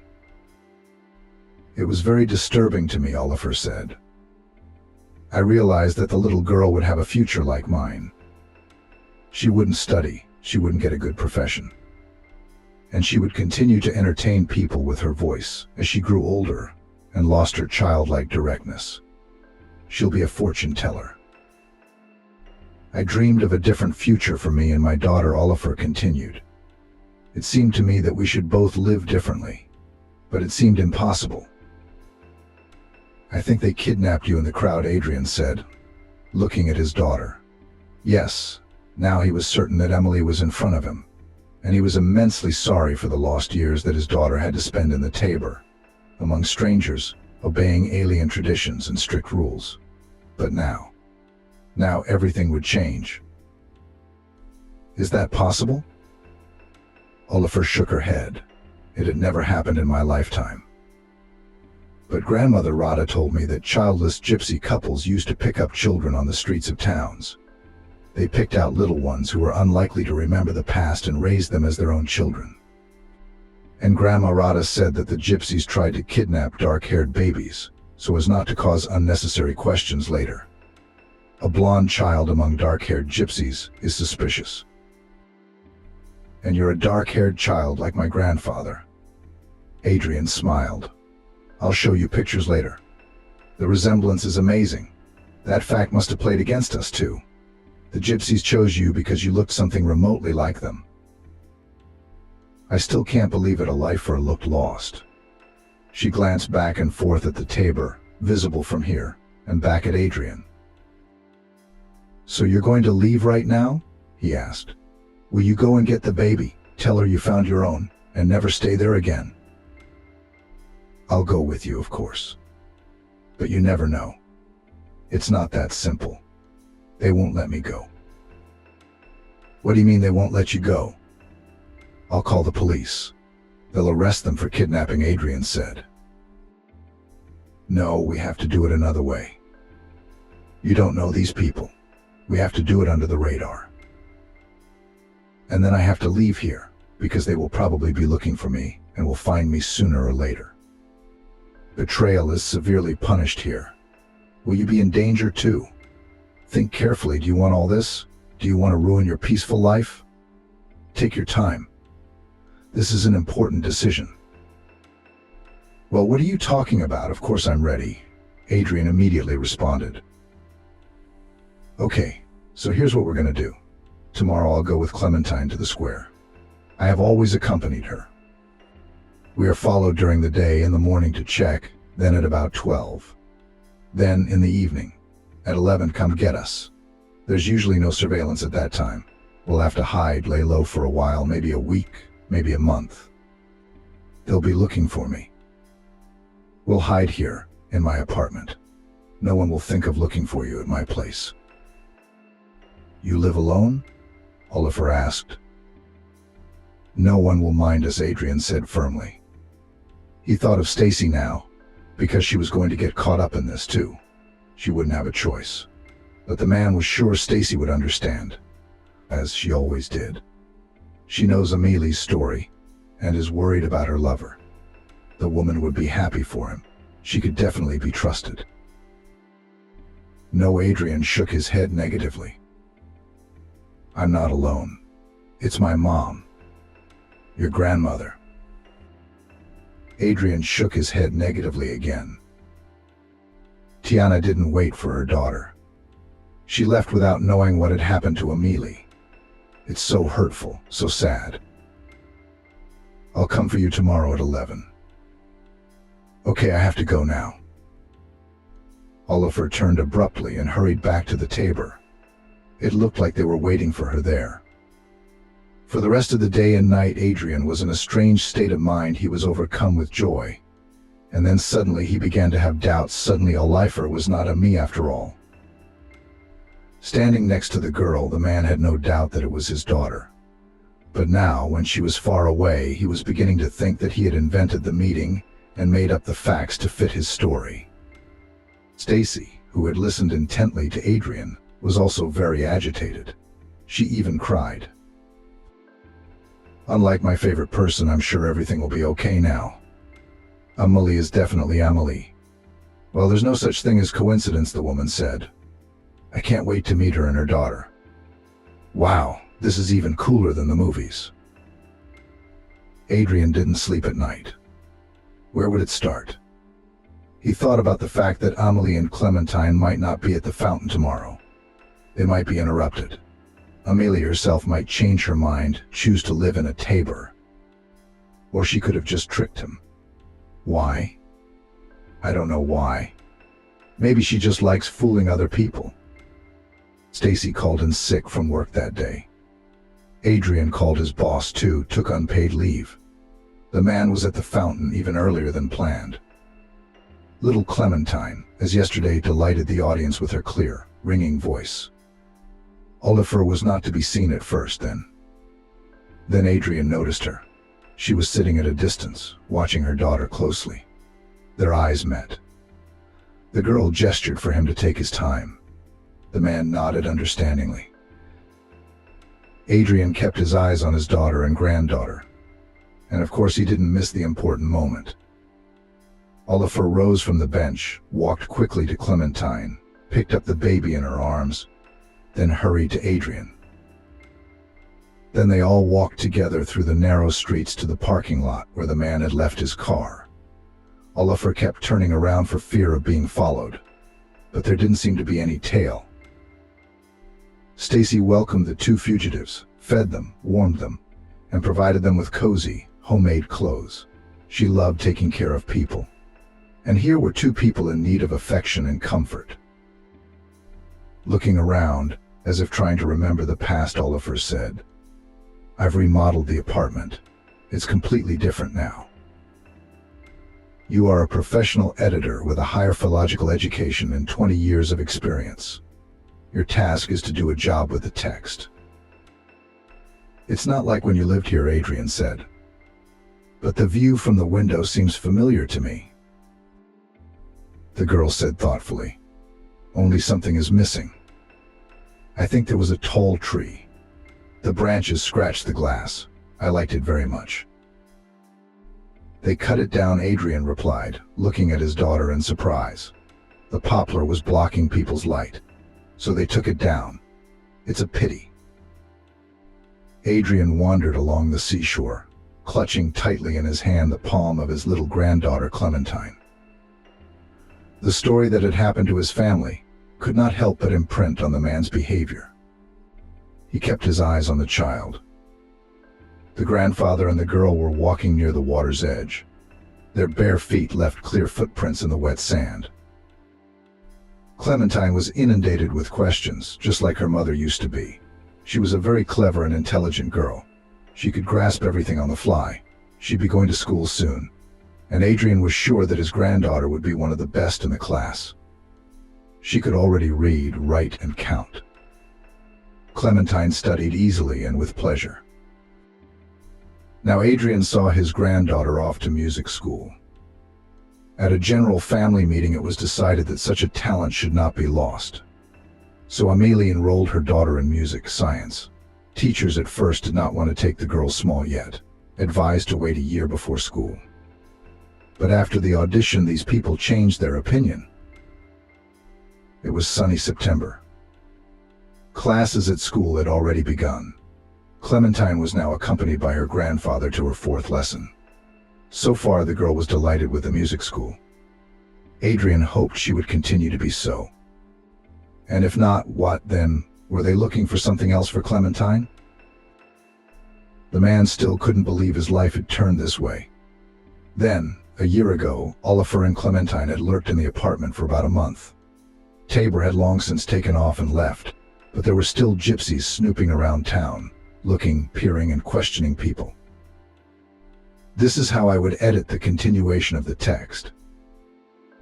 Even Adrian was once approached by a young guy asking if he'd seen where the gypsy girl was with a small child, adding further that she was mentally ill and very dangerous. During this confinement, Adrian was getting to know his daughter anew, getting to know his granddaughter. And also he and Svetlana carefully thought out a plan for Ameli's return. It was necessary to confirm the kinship DNA analysis, to write a statement to the police, to restore the documents, and most importantly, to teach Ameli to live in a new world for her. The latter was surprisingly easy, but with the documents there were problems. However, they were also solved. Ameli insisted on moving. She could not feel at ease in this city. They will come back. They will look for me to punish me for betrayal, assured the girl. But for the sake of happiness and peace of mind of his daughter, Adrian, as usual, was ready for anything. Svetlana supported him and offered to move to a small town by the sea, where her youngest son lived. And here they are, in a quiet, cozy place near the sea. Svetlana got a job at the local library. She enjoyed babysitting her grandchildren, her son's daughters, and Clementine. The girls have become friends. They have a lot of fun together. Ameli was slowly settling into her new world. She had once shown great promise. Tatiana dreamed of a scientific career for her daughter, but the years are irretrievably lost. The girl has no education, so she is studying at hairdressing courses, a demanded and creative profession. In addition, in the Tabor, Ameli liked to do hairstyles. Gypsies trusted her with their hair. In the evenings, the girls sang in the restaurant. The audience received her on a hurrah. The singer herself liked the scene, and the money was not superfluous. Adrian was now calm for his daughter. She will definitely not be lost. Smart, purposeful, hardworking. She immediately appeared in the new place, a lot of friends. She tried not to talk about her past, still afraid that rumors would spread and the gypsies would find her. Her daughter still had some fears to wrestle with. But nothing. Adrian and Svetlana were there for her, and together they could handle it. Clementine almost did not talk about life in the Tabor. New vivid impressions so far interrupted the memories. In time, much will be erased from childhood memory, but of course, and with it we'll have to work. That's it, Adrian commanded. In his free hand he carried his flip-flops and his granddaughter's sandals. Why don't we take a dip? The water's so warm. We'll be quick, we won't be late for class, smiled the happy grandfather. Let's do it later, after class, agreed Clementine meekly. And then we'll go to the pond, city ducks to feed, okay, Buns? Adrian looked at his granddaughter, but saw in front of him little Ameli. She, too, often asked him to go to the pond so that the poor ducks would not go hungry. Adrian was quite happy. Now there is a daughter, a granddaughter, a woman he loves. Everything in his life was good. Only the thought of Tatiana did not give rest. The man desperately regretted that his wife never learned about the fate of his lost daughter. But there was nothing to be done. Grandfather, what are you thinking about? Clementine tugged at Adrian's arm, demanding an answer. Is your face sad again? Not sad, pensive, he smiled. I'm trying to decide whether we should go to the pizza place or the ice cream parlor after class. I don't know, the girl said, puzzled, and then smiled slyly. Grandpa, do I have a pensive face like yours right now? Adrian looked at this bright, happy child and smiled. All sad thoughts immediately left his head. It was impossible to be gloomy around his noisy granddaughter.